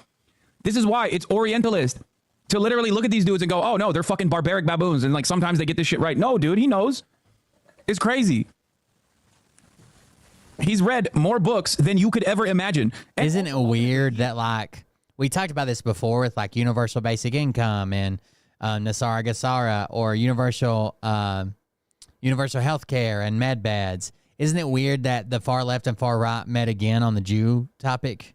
Like every time it wraps around and they meet up on all these topics and don't even realize it. So they pass each other and looking in opposite directions. Is regarded as a pretty brilliant a person in terms of like everything that he's done. You might not agree with his methods. You might not agree with his attitude overall in terms of like his opinions on civil liberties and shit like that. But ultimately, this motherfucker has read a shit ton of books. I don't have an issue with them, let's just say. Damn. All right, we were watching something else though, weren't we, Tom? TwitchCon, in front of a crowd of people, a panel of Hassan meat riders made an Arab Jew tier list where Arab was at the top and Sabra, which is a kosher dip that's very popular. So they had Arab coded, asks perms, thinks it's a slur, and then loves Sabra. Love Sabra was just code for Jew. Among Jewish people in Israel was at the bottom. Obviously, implying that Jews in Israel are lesser than Arabs. H3H3, a well-known YouTube rabbi and comedian, also is a very outspoken Jewish anti-Zionist guy, and he was labeled at the very bottom of this graph with people on the panel suggesting that they need a lower tier for Zionists. See, that's based. We need to put in Love Sabra. Yeah. I know the other people are in there derogatory, but he's in there just like neutral. Yeah, Jinxie loves Sabra, not derogatory. Oh, sorry. Sorry, Mike. It's like, no, I really fuck with Sabra. I'm not kidding. Yeah. That's why we be on the Sabra category. And I thought this was just something they did on one of their streams. This is at TwitchCon. Capcom advertising, Chevron, Samsung.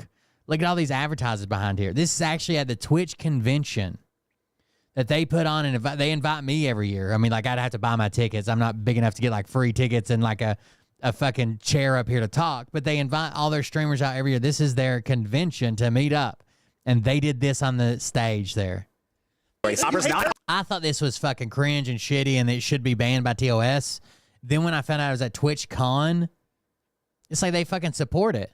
Now, this was an official Twitch event that was fully cleared and endorsed by Twitch and its staff. And I don't want to get too deep in the weeds here on the politics because honestly, I could give less of a fuck about the Israel-Palestine conflict. I just think that, war bad or whatever, hot take, I guess. I don't like to see people dying. I don't like cheering on people dying. But what I will say is that whatever side of the spectrum you're on, this looks really bad. This looks really bad to advertisers, it looks bad to normal people. Anybody who isn't politically brain-rotted to a crazy extent sees this and is like, I want nothing to do with these guys. And these panels are always pre-screened beforehand. And this was a sponsored panel from companies like Chevron, Capcom, and Samsung, some very, very, very big companies that obviously are not going to feel comfortable being around this kind of thing. And around the same exact time, Sneeko and Fresh and Fit, who I would say are some of the most prolific, actually hateful content creators. And I don't say that like that's them literally talking about how base something was, and it feels like he's turning into a Nazi, so he's giving the Nazi salute. Both these guys were unbanned. This guy on the right of the screen, Myron, he was the one that I told you that was in that white supremacist Twitter space. And he's like, yeah, we got to get rid of the Jews, got to get rid of these illegals, got to get rid of these. And then they're like, well, like once we get rid of all the Jews, you got to go too. And he's like, what? I was born here, guys. I'm from America. Yeah, you're in a white supremacist Twitter space, dude. Like, they advertise themselves as white supremacists. I'm not labeling them just because they're Trump supporters. They advertise themselves as white supremacists. America was made for white people. Of course they want you to fucking leave. Exact time, Sneeko and Fresh and Fit, who I would say are some of the most prolific. He was so confused. Content creators, and I don't say that lightly. You know, you guys know. I think a lot of shit is funny, but it goes a little far maybe when it's like Sneeko arguing in favor of getting rid of the age of consent. That's probably bad. But these guys were unbanned on Twitch. Keep in mind, no other notorious streamers were unbanned. Sneeko's debate was there should be no age of consent. When asked, well, give us a number when you think it's okay. Just whenever the family thinks and the person thinks. And only these two. So if it wasn't already obvious, Twitch has openly endorsed Hassan and his friends. Everyone in the Hassan orbit, like Rogan and Denims, have been boosted. They've been put on Twitch's front page, and they receive a crazy amount of favoritism and astroturfing from Twitch themselves. Hassan, meanwhile, is an untouchable figurehead that Twitch will never punish, no matter how crazy he acts. He is their golden boy and a core representative of the values of the people working there. I mean, the CEO, Dan Clancy, has hung out with Hassan several times. He's done a bunch of events with him, and he also... I like the frankness and the bluntness. He's comfortable saying what he believes. Openly talked about how he loves Hassan's bluntness, which I guess is one way of putting it. And this, ladies and gentlemen, is when our story really begins, because we have to introduce another rabbi known as Dan Saltzman. He's a rabbi, he's a Rust player, he's a landlord, he's the owner of Redax.dev, and he saw all this going down, and he decided to investigate what was really happening on Twitch. Now, it needs to be noted here that Dan obviously has a bit of a bias against Hassan, because Dan is friends with Destiny, and Destiny hates Hassan for reasons even outside of his politics. It's just like there is a personal beef going on there. But Dan around this time created a website called DanClancySucks.com way before this controversy started originally, to just show Twitch's double standard when it came to the leeway. They allowed Hassan and all the shit they allowed him to get away with, and then the shit they didn't allow anyone else to get away with. Hassan, for some reason, is considered a protected class on Twitch above all others. He will never be banned, despite obviously breaking the TOS time and time again. Now, Twitch's CEO, Dan Clancy, who I'll now refer to as Clancy to avoid any confusion, had also been under... So, Dan, Destiny's Dan, right? Dan can't stream. Dan Saltman. I'm pretty sure he's wealthy, right? He's Jewish. He's wealthy. He built, he owns Redact.dev, which is like it's like a service they offer for like mass deleting a bunch of shit online. And I think he's done a couple of different software developments and stuff. He does a show with Destiny called Anything Else. It's a weekly podcast. It's pretty good, where they cover like topics that Destiny didn't get to cover by himself through the week. It's actually pretty good. Under fire for months before by Dan, and Dan wanted him to step down as CEO. He thought he was a horrible CEO. And this isn't just a thing that Dan has been saying. Keep in mind, a lot of people have talked about how bad of a CEO Dan Clancy is. Twitch's prior CEO was somebody who didn't even understand streaming as a concept. He didn't really get it. He didn't really care about it. Dan Clancy does get streaming as a concept, but maybe too much. There's been a lot of reports that he's never even in the office, that he's never even attending to the day-to-day operations. Instead, he's constantly flying out of town to hang out with various streamers and go to their streamer events and parties. And while it's important to connect with these streamers on the ground... Yeah. So hold on, I'll find the clip. I've mentioned this several times, but I don't think people believe me.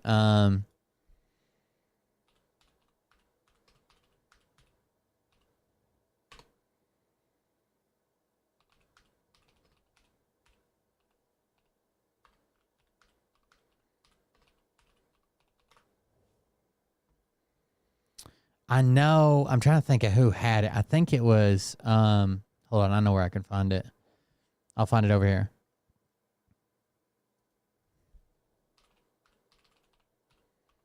I think that Tree had it.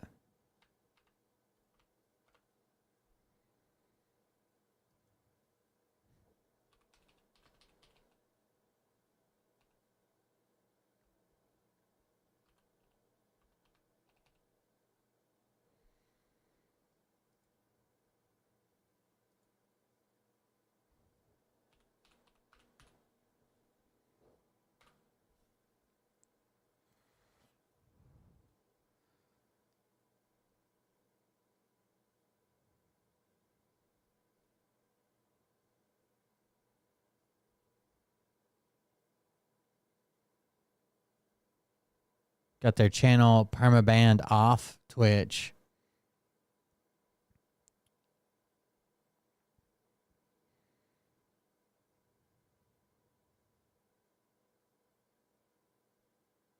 He posted a post. They don't like you. I don't know how many times we have to tell. They don't like you. Anyway, someone recently posted a clip of Myron talking about that same white supremacist that kicked him out of the group, and he had this to say about him. A lot of people talk shit. Oh, Myron, you got kicked out of a white supremacist group. People don't know. Me and Handsome Truth are cool. Like, we made amends. We're cool. So for all the haters, go ahead and clip that. Me and HT have no problems. Him and the leader of the white supremacist group that kicked him out, they're cool, though. Right? So, suck it. Oh, really? You guys are best friends now? You made amends? You guys are besties for the resties? You're so cool, right? Let's see what HT the Giga has to say about this clip. All right, let's see if I can get this right. I told Myron I will not attack him any longer in random spaces we will both be in at the same time. He is still not welcome in any pro-white spaces that I host. I appreciate him naming But for me, Jay naming is not enough. I firmly disagree with his for naming the Jews, but Jay naming views on miscegenation. Jay naming is calling out people as that are wealthy, that are in charge of something. Nation and separation of the races. If Europeans can't separate from the nons, then we will be genocided. Access to whites is not human rights. Let me say it again. Access to whites is not human rights. So it's not a human right to have access to white people. We should be above and separate, and these are the people he fucking constantly tries to hang out with. No.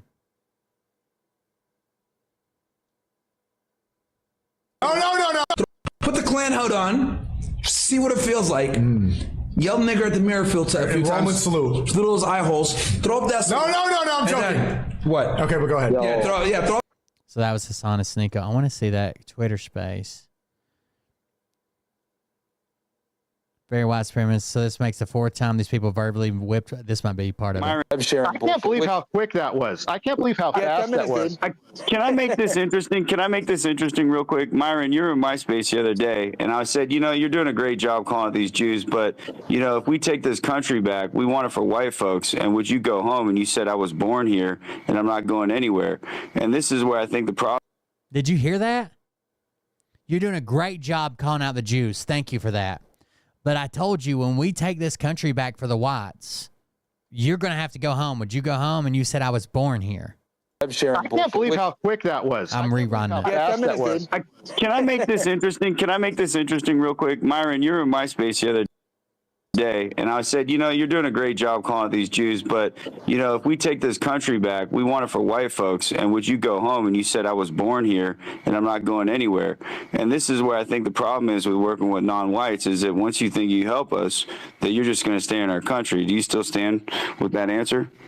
Bro, look, man, I know you're trying to get a clippable moment here for your fucking... No, it's the truth, man. This is the issue with whites working with non-whites. Imagine being a black man and you need the approval of the white supremacists on Twitter. Talking about a problem. We're over here talking about a problem, then you bring it right back into, this whole white thing. Like, dude, shut the fuck up. This whole white thing is what built this country, Myron. Shut the fuck up, dude. Hey, you fucking sand nigger. Damn, dude. Gamer words. Sand nigger. Hey, I am in Florida. I'm in Florida, and I will knock you out on camera. All right, I'm not gonna have violence in the space. It's not even my space. I think Ian's having issues, so look, I'm not gonna allow that in Ian's space. It's mutual combat. I understand, but listen, people are listening. There is no mutual fucking combat. I don't even want to fucking deal with you, bro. Like, well then, why are you in? Why do you Browns think you could stay in my country? Why? Look at this fucking guy. Why do you Browns think you can stay in my country? And he continually, this is like the fourth or fifth time he keeps going back to this group after they keep telling him to leave, dude. Imagine the low self-worth you have as a black man. I mean, it's obvious to see, he doesn't feel included in the black community, but Jesus, dude. Look, no, it's the truth. You didn't build this country, Myron. You're not from here. You're not from this country. Why do you think you can stay? Anyway, no, it's a point, Myron. Answer. Well, actually, here's a better point. I'm gonna listen. Here's actually a good. We've been talking about an alliance all night tonight. What's the priority? Do we fight Jews? Do we put white people first? What do we do? Listen, free speech on Twitter is an alliance-worthy fight, right? Like where we can all come together around the principle of free speech. What's up, Zach? Black, brown, white, American, African, Muslim, Christian. It doesn't fucking matter. All right. So we're alive. We're still rebuilding. We're alive. We're all back at my home. We still don't have a great road, but we got a side by side. We can go back in and out, and it's a mess still, but what's up? Is actually a case where everybody should be united around free speech and fight for everybody's free speech. Okay, that's it. So turning this discussion about free speech on Twitter into turning it into a race war in America, it's just out of order. It's and that's what this guy's doing, just race baiting. Like I'm talking. No. Listen, Myron. He comes in here trying to get a fucking clip or some shit. Boots Myron, I'm doing just fine. I'm doing just fine, but out of his thing because obviously he's like, you're not white. I'm not going to go ahead and debate you. I'm just going to boot you out of my phone. Because you're not white. What does that have to do with anything, dude? I'm not even fucking talking to you right now. Because you're in my country right now. You're in my country right now. You're an invader. Nothing to do with you. You hate the Jews, but at the same time, you are a Jewish bioweapon. You are a Jewish bioweapon, Myron.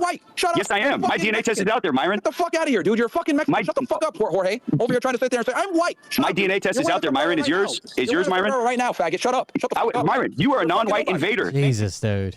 All right, that's just unproductive. Like this igniting a race war in this space tonight, HT, uncalled for, unnecessary. You can have a different space for that. And he keeps begging to be included in these groups and calling out and naming Jews. And Twitch unbanned this guy. By the way, they were thanking him for pointing out the secret Jews that are controlling the media and social media and the money. That's what they thanked him for at the beginning. And Twitch just unbanned this guy.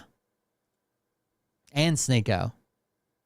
Level at the same time you are the CEO of a company, you need to be back at base camp handling operations. But the next bombshell that Dan Saltzman, a rabbi, managed to drop on Dan Clancy, the CEO, would really change the game. Over a year ago, specifically on the global day of jihad, Twitch secretly placed a ban on the entire country of Israel without saying anything. If you were a citizen of Israel and tried signing up, you would get a vague error message and just nothing else. This was never put into place for any other country. Now obviously there's a lot of questions about why they did this. Did they do it because there was an active war going on and they didn't want people to be streaming combat footage, which would be fair? Well, that does not seem to be the case.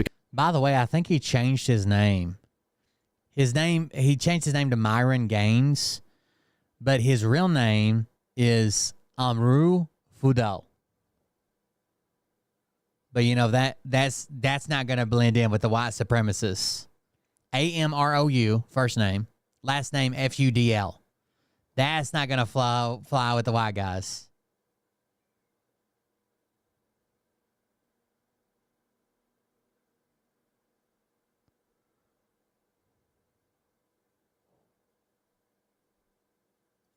Because in Ukraine, Russia, Yemen, Rwanda, and the Congo, a bunch of places where a lot of conflicts have happened over the past while, Twitch did literally zero banning. They did not ban anyone from posting. And it was actually confirmed with 100% certainty that Twitch had in fact banned all new email signups from Israel. So this stuff started getting really big on Twitter.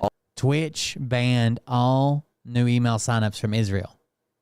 All of the Jewish organizations. So the original claims, so a bunch of people went to Twitch. Twitch was like live streaming and YouTube was videos. So you'd have your live streams and you have your clip channel and recorded videos and shit like that on YouTube. And that worked fine. And then YouTube started doing live streams. And there was this weird migration at one point from Twitch. And people were going to YouTube or other platforms, whatever they might be. And when some of the bigger creators were asked about this is before Amazon bought Twitch. They would say things like, well, Twitch is like a young company with young people behind it, blah, blah, blah. What they made it sound like is there's like an in group, there was an out group, and there was these real young like tech bros running it. And they picked their friends and gave them one set of rules. And then they had a general set of rules. And then they had a set of rules for people they didn't like. And they applied them unevenly. And a lot of people thought, like, hey, when Amazon comes and takes over, right, at least they'll enforce the rule. Amazon's a huge corporation with too much to lose, right? Amazon doesn't actually make money on Twitch usually. They actually make money on selling that service out to other people, like the streaming platform and the server space and shit like that.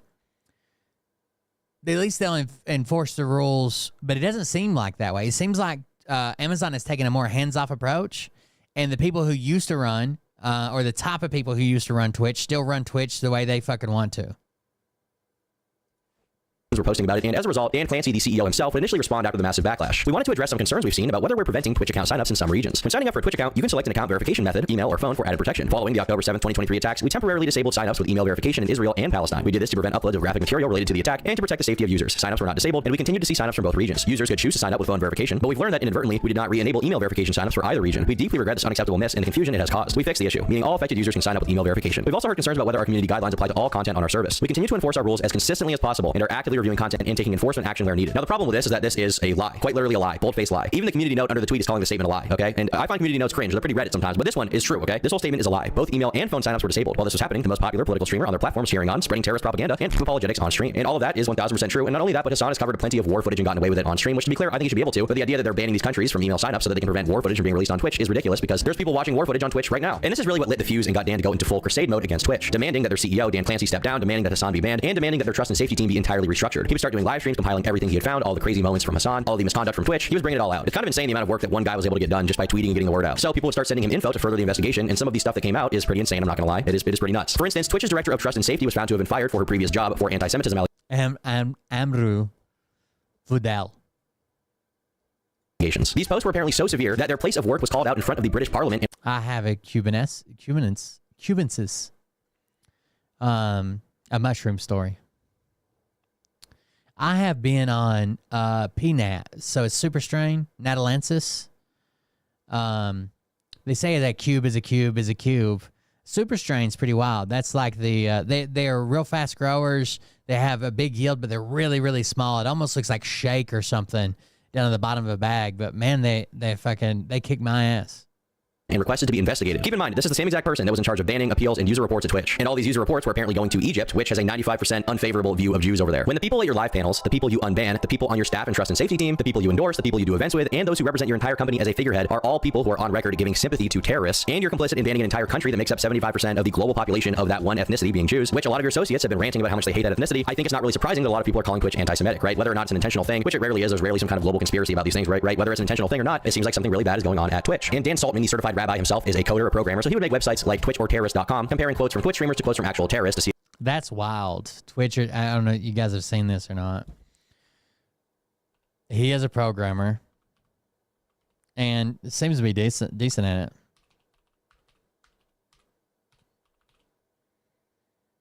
twitchorterrorist.com, where you get to guess the quote. So, is this from a Twitch streamer or a terrorist? October 7th was retaliation for an ongoing apartheid. Let's go terrorist. Nope, that's Hassan.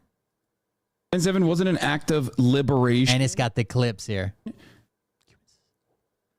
10-7, October 7 was a retaliation for an ongoing apartheid. Okay? That's it. It is out of sheer desperation and not because of like the unjustifiable anti-Semitic feelings that people have. We try to moralize the actions of enemy combatants and militias with incredibly Western frameworks. Like these guys are all, you know, they're living in Connecticut and they're going to school, and then like a girl at school tells them that you're unfuckable. The American people should remember that they pay taxes to their government. They elect their president, their government manufactures arms and gives them to Israel, and Israel uses them to massacre Palestinians. Let's go with Twitch streamer. Nope. That was Osama bin Laden. Damn it. 0 for 2. The resistance is so grand, beautiful, and captivating that its attractions have penetrated even into the universities of the U.S., and into the cities of France, England, Germany, Spain, Australia, and elsewhere. Let's go with terrorists. We got that one right. A terrorist. Israel has been bloodthirsty and acting bloodthirsty forever. Terrorist. Nope. Twitch streamer. Israel has been bloodthirsty and you know, acting bloodthirsty forever. So it's not a matter of, it's not necessarily like, damn it. It's our territorial boundary, and we're going to enforce it until you stop doing genocide. Twitch streamer. Yes. Hassan Palka. Yeah, here it is. This is Rust. Bro, they fucking look at this. They got the. This is the Houthis taking over and taking hostages from a civilian ship. Palestinian flag that they painted under the helicopter with the Yemen flag. They fucking overtake. They start overtaking the ships. And they're like, guess what, dog? No more trade to Israel. If you're an Israeli, if you're owned by, ooh, you about said a Jew, by an Israeli corporation, or if you are actually sending ships to the Israeli port of, it's not a lot. By the way, this had nothing to do with Israel, right? It left Turkey and it was going to Indonesia or some shit. It's the other one that is now bankrupt. But what was the other port? Haifa, right? Is it Haifa? Is Haifa the bankrupt one? Anyway, there's a lot of information. I can't recall all of it. But they go, if you are sending ships into Israel, if you are owned by an Israeli subsidiary, if you're owned by an Israeli corporation, we're going to take over your ship. You cannot fucking use this trade route anymore. Guess what, bitch? It's our fucking territorial boundary, and we're going to enforce this until you stop doing genocide in Gaza. Because they say it. They're like, listen, we don't like you. We're not a fan of you. Okay? So it's like a third party. Yeah, this is a group of people that are like, no, we care about the Palestinians. We don't want you bombing. Wrong. They're a terrorist organization. So terrorist organizations lots of times latch onto excuses, right? they'll latch onto this movie. They'll latch onto this disrespect. They'll latch onto this date. They'll latch onto this martyr. They'll latch onto something that's going on in Israel. But they also do attacks when none of that shit's going on. So see if people could guess them. Now, over the next few days, massive accounts on Twitter like Stop Anti-Semitism would tweet out calling for Dan Clancy to resign from Twitch. And also, the ADL would swoop in, and that would lead to Frogan and Denham's getting banned for 30 days for the TwitchCon Sabra incident. Keep in mind, Frogan and by the way, these people always get the bans, and they should be permanent bans, but they're actually usually short bans and then sometimes unbanned. Hassan never. He's the golden boy. Been under fire for saying that all American soldiers deserve PTSD, as well as trying to get her friends to create a 9/11 cake, which, I mean, that one's kind of funny, you know, in a vacuum. But none of these things got her banned at all. The only thing that they banned her for was this panel. And Frogan obviously refused to apologize after this ban. 30-day ban for saying people like bottom of the barrel hummus, but other people get 2 weeks for advocating for the genocide of Palestinians. Got it. But this did not stop with the ADL. Oh no, we're just getting started. Somehow, Dan's crusade would get Congressman Richie Torres to write to Twitch and Amazon about how Hassan sucks and is evil. If that is not proof that Hassan is the reason that Twitch is burning right now, I don't know what is. A congressional letter has been sent to the leadership of both Amazon and Twitch to sound the alarm about the amplification of anti-Semitism on Twitch. Hassan Piker, who has described Orthodox Jews as inbred and a Jewish man as a bloodthirsty pig, is the anti-Semitic voice of a systematically anti-Semitic platform led by Dan Clancy. The time has come to hold Hassan Piker and Dan Clancy accountable. And the dude did not stop with that letter either. He kept firing off tweets roasting the shit out of Hassan and trying to spread the message to as many people. The leading streamer on Twitch, Hassan Piker, is an apologist for sexual violence on October 7th. It doesn't matter if rape happened on October 7th. It doesn't change the dynamic for me, Hassan declares before finally admitting that Palestinian resistance is not perfect. A social media influencer who openly defends the rape and massacre of Jews is not only accepted but celebrated in our society. What does that reveal about the depth of anti-Semitism in the American soul? If America believes Jewish lives matter, then Americans should stop popularizing influencers who popularize anti-Semitism. As possible. This is a United States congressman. This guy is a fucking politician, and he's tweeting about Hassan Piker. What is going on? And coincidentally, around the same time, Hassan would go on to wipe a lot of videos from his channel from the past 2 months. Oh, why did you wipe all your VODs, Hassan? Weird. But I'm sure it was just to declutter his homepage. It wasn't for any nefarious reason to hide anything. That couldn't be the case. The backlash against Twitch and Hassan has been extremely severe. But that didn't stop other streamers from trying to sweep for him and even insinuate that they had some secret story about Dan Saltzman, the rabbi behind the scenes, being weird to his wife or something. Some like random accusation that has no proof whatsoever. Have you seen that Destiny's friend Dan is being weird about harassing Hassan? Bro, so weird of him. You know what's... Bruh, so weird. He treats his wife either, bro. I got stories about everybody. Listen to me when I say this.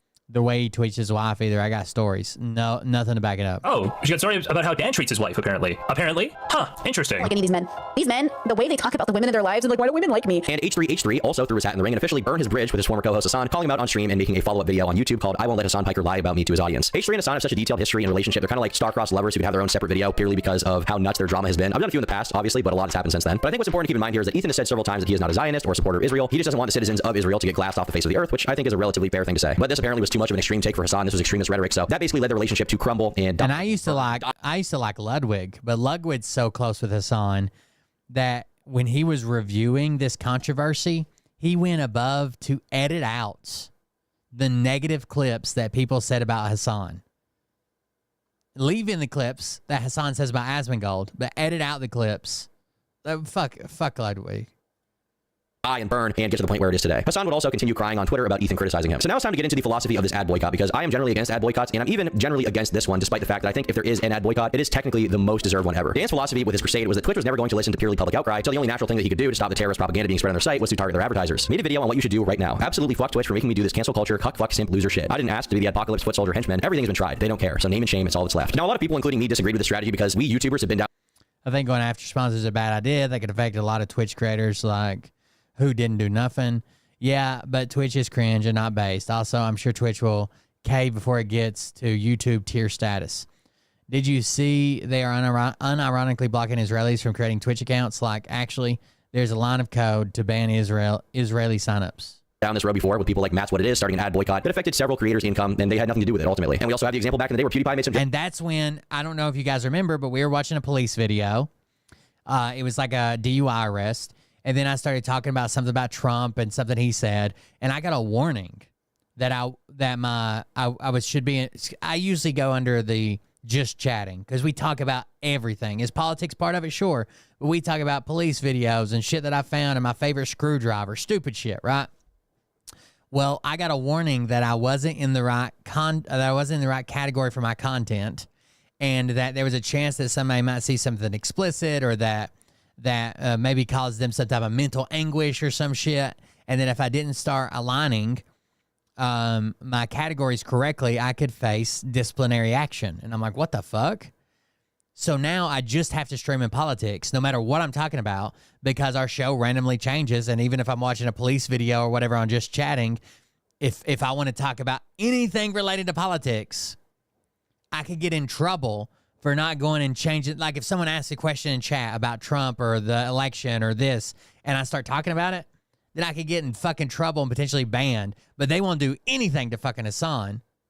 Jokes in the Wall Street Journal went after him, and they caused an apocalypse that affected every creator on the website, and collectively a lot of YouTubers lost 80% of their income. So we've been down this road before. If we're gonna play devil's advocate here though, or in this case, stand advocate, this is a different situation than with YouTube. In the case of Matt's what it is, Matt lied about YouTube being in on some grand conspiracy to allow child sex trafficking on their site. But in Twitch's case, there does seem to be some... So Matt did lie. So that was the first adpocalypse that was over on YouTube, and it was based on a lie. Like as if YouTube was creating these spaces for pedophiles.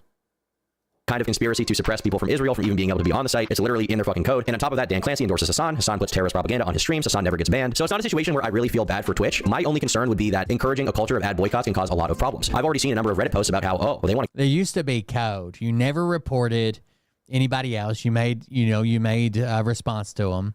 And you never, ever, ever went after advertisers, because especially if that's how you make all your money. Like, it's not how I make all my money, but it's a portion of my income. Donations from you guys. Thank you for that. Coldbeer.fund. Ad revenue. Sometimes very small sponsor deals, but still. And then the stuff that I make, through my disability and shit. So to go after somebody's ad revenue, it's almost like a cheap shot, right? You're hitting them in the fucking wallet, and you can affect other people that you don't mean to affect, right? You can't just go after one person's ads. It's usually across a whole category, a whole group of people, maybe the whole platform. Want to go after Twitch and Hassan, we should go after YouTube for their right-wing content. And encouraging this kind of culture can lead to a retaliation on the other side, where the other side feels justified in a completely unjust ad boycott against YouTube or other platforms that don't deserve it. So that would be my greatest concern, encouraging this kind of culture. And I hope that everybody can see why I feel that way. Now, I did have Dan on my stream to elaborate on this point and to make his case, and here's what he said. I feel this criticism only applies for people who have collaborated with Hassan and supported him anyway, which there are a lot of. If you're somebody who doesn't interact with them, you're not a political person, you're not in that community, like you're doing silly, yeah, there are innocent people that will get hurt, but it's only people that get hurt because those who have the ability to make the platform better choose to do nothing. So Pokemon and all these other people who definitely know what's going on and don't say anything because I don't really want to offend my audience, and some of them might be Palestinian advocates. Okay, what happens is that Twitch has lost 70% of its advertisers over the last week. So I mean, you could have said something earlier. This has been going on for a while. Like, I don't know what you want me to tell you. The big streamers had the ability to say something, to do something about seeing an injustice, and they said, oh, I don't want to risk my bag. Well, you doing nothing risked your bag. Now, whether or not you agree with his strategy, it is undeniable that it worked. Several massive advertisers would quickly start leaving the platform, and streamers would immediately notice a big cut in revenue. November is supposed to be one of Twitch's biggest months in terms of revenue because it's the holiday. November's always the biggest amount of ad revenue because all the ads that come out for like Christmas time and shit. And then it drops off until like the first of the year. It's not a huge, well, it's a pretty decent sized drop all the way up until like January, February, sometimes even like March.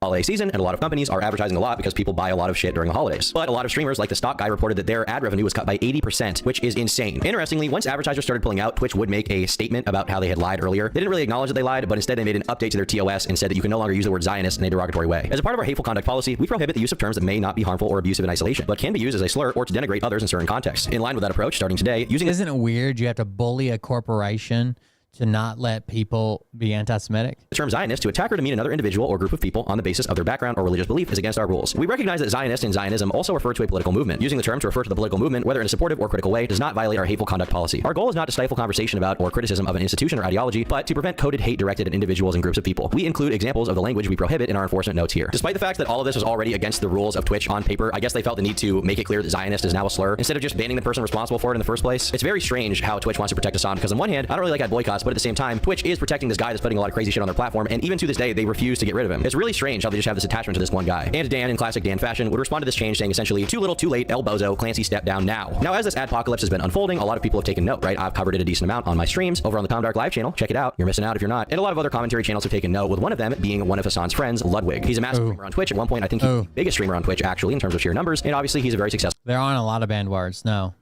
Guy. He's got the Mogul Mail channel where he does commentary videos, and he decided to cover the apocalypse over there. Ludwig uploaded what is happening to Twitch, and he discussed why advertisers were pulling out. Except he didn't, actually. In this video, Ludwig straight up just lies. I don't think there's any other way to put it. Ludwig says that Asmongold's ban because of his rant about Palestinians was the domino that started this boycott to begin with, but he doesn't even mention Hassan or Twitch banning users from Israel. He won't even mention it whatsoever. Like, it's impressive how he manages to cover this entire situation. Doesn't mention anything about Hassan or banning Israeli users.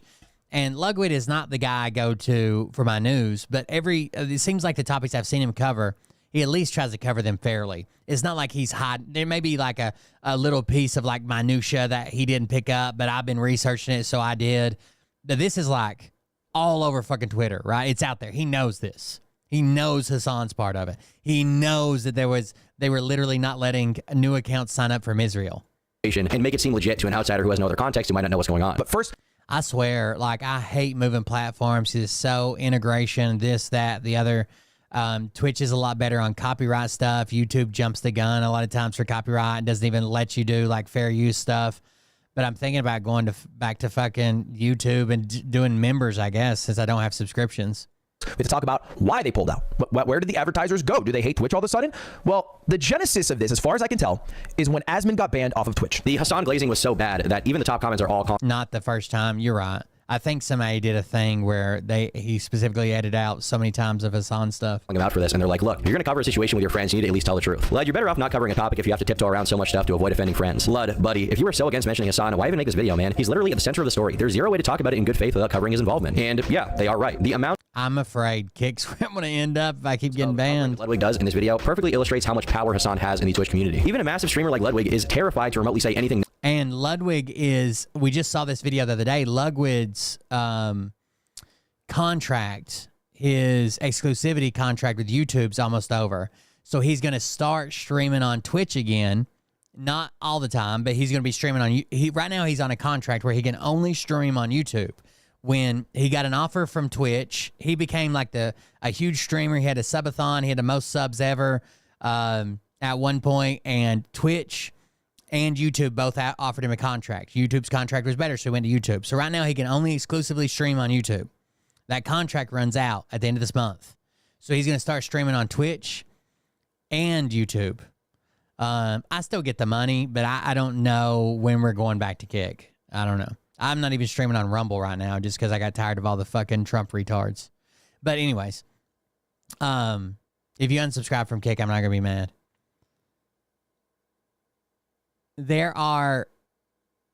He's ending this exclusivity deal with YouTube. So he's going to start streaming on Twitch some too, YouTube and Twitch. And he doesn't want anybody at Twitch, big names at Twitch, mad at him because they're going to be directing traffic his way or not directing traffic his way. Negative about Zaddy. Twitch is very much like a high school in that regard. It's basically a popularity contest, and if you aren't in with the cool kids, you're basically fucked. Hassan, in this instance, is what the fellas call the group leader, or Sigma, and nobody will ever call out the group leader, ever. Ludwig, if you're watching this, I feel like in the future, the best strategy would be if you're going to make a video about situations that involve your friends, you have to actually tell the story accurately, even if you want to defend them for their decisions. If you don't want to cover the story accurately, you just don't have to talk about it. If Hassan is your friend and you have a personal connection and you don't want to shit on him, fair enough. Just don't even cover it, yeah. I get it, but you can't cover the story and misrepresent what's happening. That kind of betrays the 4 pillars of journalism, I would say. Now, Ethan Klein would also make his own video calling up Ludwig about how much he was glazing, and Ethan has been increasingly frustrated, seemingly, with how it seems like top streamers don't care about what's going on Twitch. Okay, you ban Asmon for saying this thing about Palestinian people, but, what about this person saying this thing about this people? And that... This person saying this about these people. Did you just yada yada yada the whole anti-Semitism thing to protect your friend Hassan? Yeah. How about having a Houthi militant on Twitch mainstream to talk about One Piece and to glaze up his fucking little Houthi cock? The glazing would not stop there, though. After a few hours, people began to notice a part of Ludwig's video was mysteriously missing. Further investigation into the Wayback Machine revealed that Ludwig had actually cut out the one part of his video where he mentioned Hassan. He wasn't even talking about Hassan in a negative light. He wasn't even shitting on him. He was just saying that objectively, Mizkif very, very slightly called out Hassan, and he removed that. Right, so there's currently in Twitch world a piss match, right? Watch this, and it's missing right here. It's missing right here. Hassan is blaming Asmon Gold for the apocalypse for teaming up with people who he said started it. Mizkif is blaming Hassan, saying that everyone who does politics should be outright banned. And Asmon is looking at me and blaming me. I want to say you're welcome. Taking blame himself and probably talking about DEI again for the 100th time, if I had to guess. This is one of the most insane sweeps I've ever seen in my entire life. There's currently in Twitch world a piss match, right? Hassan is blaming Asmon Gold for the apocalypse for teaming up with people who he says, and Asmon is looking at me and blaming me. He cut out that portion, saying that Mizkif is blaming Hassan. He cut out, that was too much for him. That was too much to just say someone else is blaming this guy. I want to say you're welcome. Taking blame himself. And probably talking about DEI again for the 100th time. Like, this video was barely even critical of Hassan at all. The entire thing he's saying is that he thinks all political streamers should be banned, and then when asked if that included Hassan, he said yes. I personally just wish politics were permanently banned off Twitch. I really do. I think a lot of stress and a lot of problems will be gone if they're just like, hey, you want to be political? Get off the website. You want to be a political boy? Go to Twitter. Don't do it here anymore. I swear. I think all political streamers should be banned. If you're really political, then get off. Because if we can't handle it with the ad, if it's going to affect the ad revenue for everybody, it's going to ruin the website. You might as well do it anyway. You have to. Hassan gets banned. If it affects every content creator losing ad revenue, which also might affect the entirety of Twitch, Hassan should get banned. Absolutely. Now, this was probably a joke on Mizkif's part, but regardless of that, like, why take it out? Why? The one time you mentioned Hassan in this entire thing, you take it out, really? But if you want to play a little bit of conspiracy speculation, maybe the reason why he refused to call up there you go. Twitch is because he knows that if Hassan has something negative for him, and Hassan's the biggest fucking political streamer, and that he tells people not to watch him, or it says, "Oh, fuck that guy! I can't believe he's live. I can't believe what he said." It'll affect his income. Recently insinuated that he could be moving back to Twitch from YouTube, so that could explain some of it. Now, another big streamer, Pirate Software, would tweet out a big wall of text that I'm not. I saw this. Somebody put this in my chat the other day that Pirate Software says the adpocalypse isn't real. But I've literally seen streamers that fall under, I guess, that more edgy line talk about their ad revenue. Not going to read out in full, but essentially what he's saying is actually there is no adpocalypse and your content is just not fresh enough to really make money, or alternatively the revenue doesn't appear for a certain amount of days, which in fairness he could be slightly correct about some of these things because he is a Twitch streamer. People do tend to overcorrect when an ad boycott happens and blame everything on the ads pulling out instead of their content, but I think that no matter what, it is undeniable that despite whatever he's bringing up here, there is objectively an adpocalypse going on. You can just Google it. It is happening. Major companies have pulled out. This is not a subjective thing. This is not major advertisers have pulled out, so something's going on. Like an up in the air thing. This is happening. Dan would reply to this tweet chain. He made a big tweet saying there is no adpocalypse. You need to make better content. He says, you seem pretty confident. You blocked my streaming Twitter. So here you go. $1,000 bet to any charity you want. I can prove to DigiDay staff that 10 plus Fortune 500 advertising agencies have pulled out. Normal streamers' revenues have been hurt. Saying, you seem pretty confident. You blocked my streaming Twitter, so here you go. $1,000 bet to any charity you want. I can prove to DigiDay staff that 10 plus Fortune 500 advertisers and agencies have pulled out, and normal streamers' revenues have been hurt. And that's maybe the saddest thing, that a lot of normal streamers are being affected by this who aren't even involved in Hasan. They're just trying to, make their own content, go their own way, like the stocks guy, and they're being punished for this behavior. And ultimately, Twitch refuses to fix the situation, unfortunately. And while I'm not in favor of ad boycotts, and even this one I'm kind of like iffy on, because once again, slippery slope incursion of culture, I don't really like that. At the same time, Twitch refuses to do anything about the biggest guy on their platform. Like, I hate the word platforming, but he literally had a terrorist on his stream. What else can I say? Now, Dan then links an article talking about all the advertisers pulling out, and a few hours later, Pirate Software will make an update tweet, not acknowledging the bet that Dan had made, but he did slightly concede on his point. Talked to Devin Nash on a stream about the entire thing, and we found an interesting middle ground. As content creators, we cannot see any damage being done yet, as per the data I presented above. As someone who works directly with advertisers, at Devin Nash can see there's a high chance of damage going forward based on current trends. So he's like, yeah, well, the data says it's not happening yet, but it's happening right now. Both things are true. Always diversify your content. Now, most recently, Dan, not Dan Clancy, but Dan Saltman, the rabbi, has been banned on Twitch, which makes sense. I mean, he did literally start the crusade against them, but it's still funny to see this megacorp ban him, is just like out of spite in a childish way, like, screw you, man. Hasan also recently made an official top 10 list, guys. This is huge. He finally made it. All right, I'm proud of him. I've been watching him for a long time, so let's see what it is. Shockingly, he didn't make the top 10 people that have visited an alleged sex trafficking brothel that was raided by police. I guess that case is still in ongoing litigation. Hasan was bragging about sleeping with a prostitute at this brothel overseas. Turns out that brothel was raided not long after he went there for sex trafficking. Now, Hasan will tell you it's for taxes and something else. No, it was for sex trafficking. So his top 10 award for that is currently, I've seen the articles, pending, weirdly. No, this year, in our great year of 2024, Hasan has finally made it on the top 10 anti-Semite of the year finalists. Yippee! Hooray! All right, hopefully next year I can make it. I knew you could do it, though. I know you could do it. You're putting up those numbers, big guy. J's up. Now, in my previous video about Hasan, I said that at the end of the day, the fact that someone like Hasan, who openly sympathizes with terrorists and violates multiple Twitch rules, can continue to stream without being banned, shows that Twitch won't take action against him unless there's a significant public backlash. And even then, the bias is so blatant that it seems Twitch doesn't even care that everyone. It seems like now there's a significant public backlash and they're still not taking any action. One notices. When Asmongold was banned, and to be clear, I understand why he was banned, the issue with it is Twitch was inconsistent. I don't want Hasan or Asmongold to be banned. I think you should be able to say the wild shit that you want, but if Twitch wants to play by a certain group of rules, then let's play ball. They should have banned Hasan multiple times at this point. And somehow, even after this entire nuclear apocalypse that could literally sink Twitch as we know it, this is still not enough for them to get rid of him. Even today, articles are still being written detailing everything Hasan has done. Fox News has picked up on it. Like, it's over. I think they'll fucking let the company go belly up with Hasan at the fucking helm, rather than take any disciplinary action against him. It's over. It's over. It's over. If this isn't the most blatant proof that Twitch is compromised from the top down, I don't know what is. At this point, Hasan could literally stream himself running over people on the street, and I don't think Twitch would ban him. So unless Dan Clancy gets fired or Twitch gets a complete corporate restructuring from the inside, Hasan will remain unbanned, and he will continue to be the reason that Twitch's adpocalypse is still going on. Hey, I found this streamer the other day streaming some sort of propaganda. I reported him, but nothing was done about it so far. Love the music, by the way. Thank you, Ria Kwan. Thanks for reporting. Not sure who it was, but thanks a lot. All right. How about Appreciate it, and please bring this to Twitch support.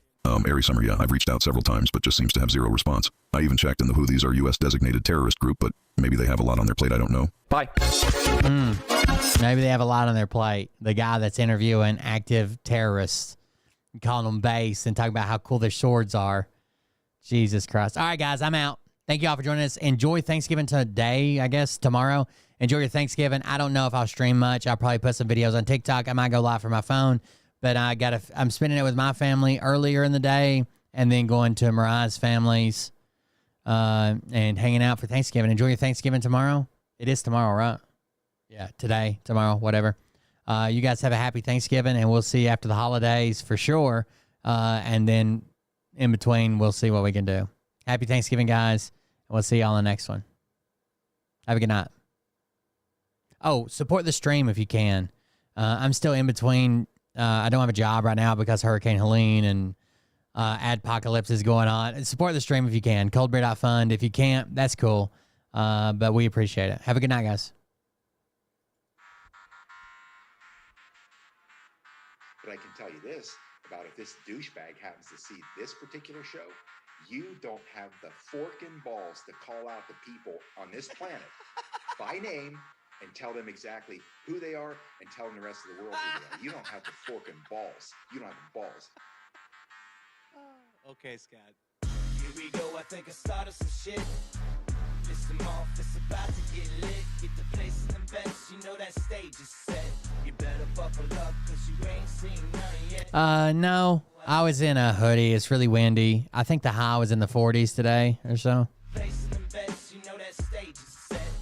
I don't know what Thanksgiving's supposed to look like. Last year, Thanksgiving was really cold, I remember. It's going to be 50 today. High of 50. Actually, the high's right now. So, it'll start dropping off this evening, down in the 30s tonight. To profit off of gossip, worshiping drums, cocking, begging for a throat deposit, swinging fucking meat hammers like four in a thong. He's strapped to the shaft, eating his chest like he's King Kong, starving for attention. I'ma make your gut burst. I'll be your huckleberry, I can quench that thirst. Baby eating lizard people, alien sex. What's next? Trump in a dress, fucking Flynn on his desk. A retard in a vest, climbing up 5G towers, cause you told him if he did, he'd get fucking superpowers. Here we go, I think I started some shit. Piss them off, it's about to get lit. Get the place in the best, you know that stage is set. You better buckle up, cause you ain't seen none yet. Here we go, I think I started some shit. Piss them off, it's about to get lit. Get the place in the best, you know that stage is set. You better buckle up, cause you ain't seen none yet. I used to find clues too when I was high on shrooms. I found myself a tunnel that led to Jason Q's bedroom. Open his closet, I found some of his meat rockets. I strapped them to my shoes and then I flew through the roof. I found myself in orbit strapped to an F-16. High on amphetamine, with Trump in between. Put on a light coat of baby oil and saluted the troops. He tapped me on the shoulder and said, "This is gonna be it." Whoa, wait. Stop. What? I'll get my files. What are you doing? Stop. Fucking stop. Dude, come on. Seriously. This mom's an alcoholic. Give me a... Oh, my God. Damn it. Here we go, I think I started some shit. Piss them off, it's about to get lit. Get the place in the best, you know that stage is set. You better buckle up, cause you ain't seen none yet. Here we go, I think I started some shit.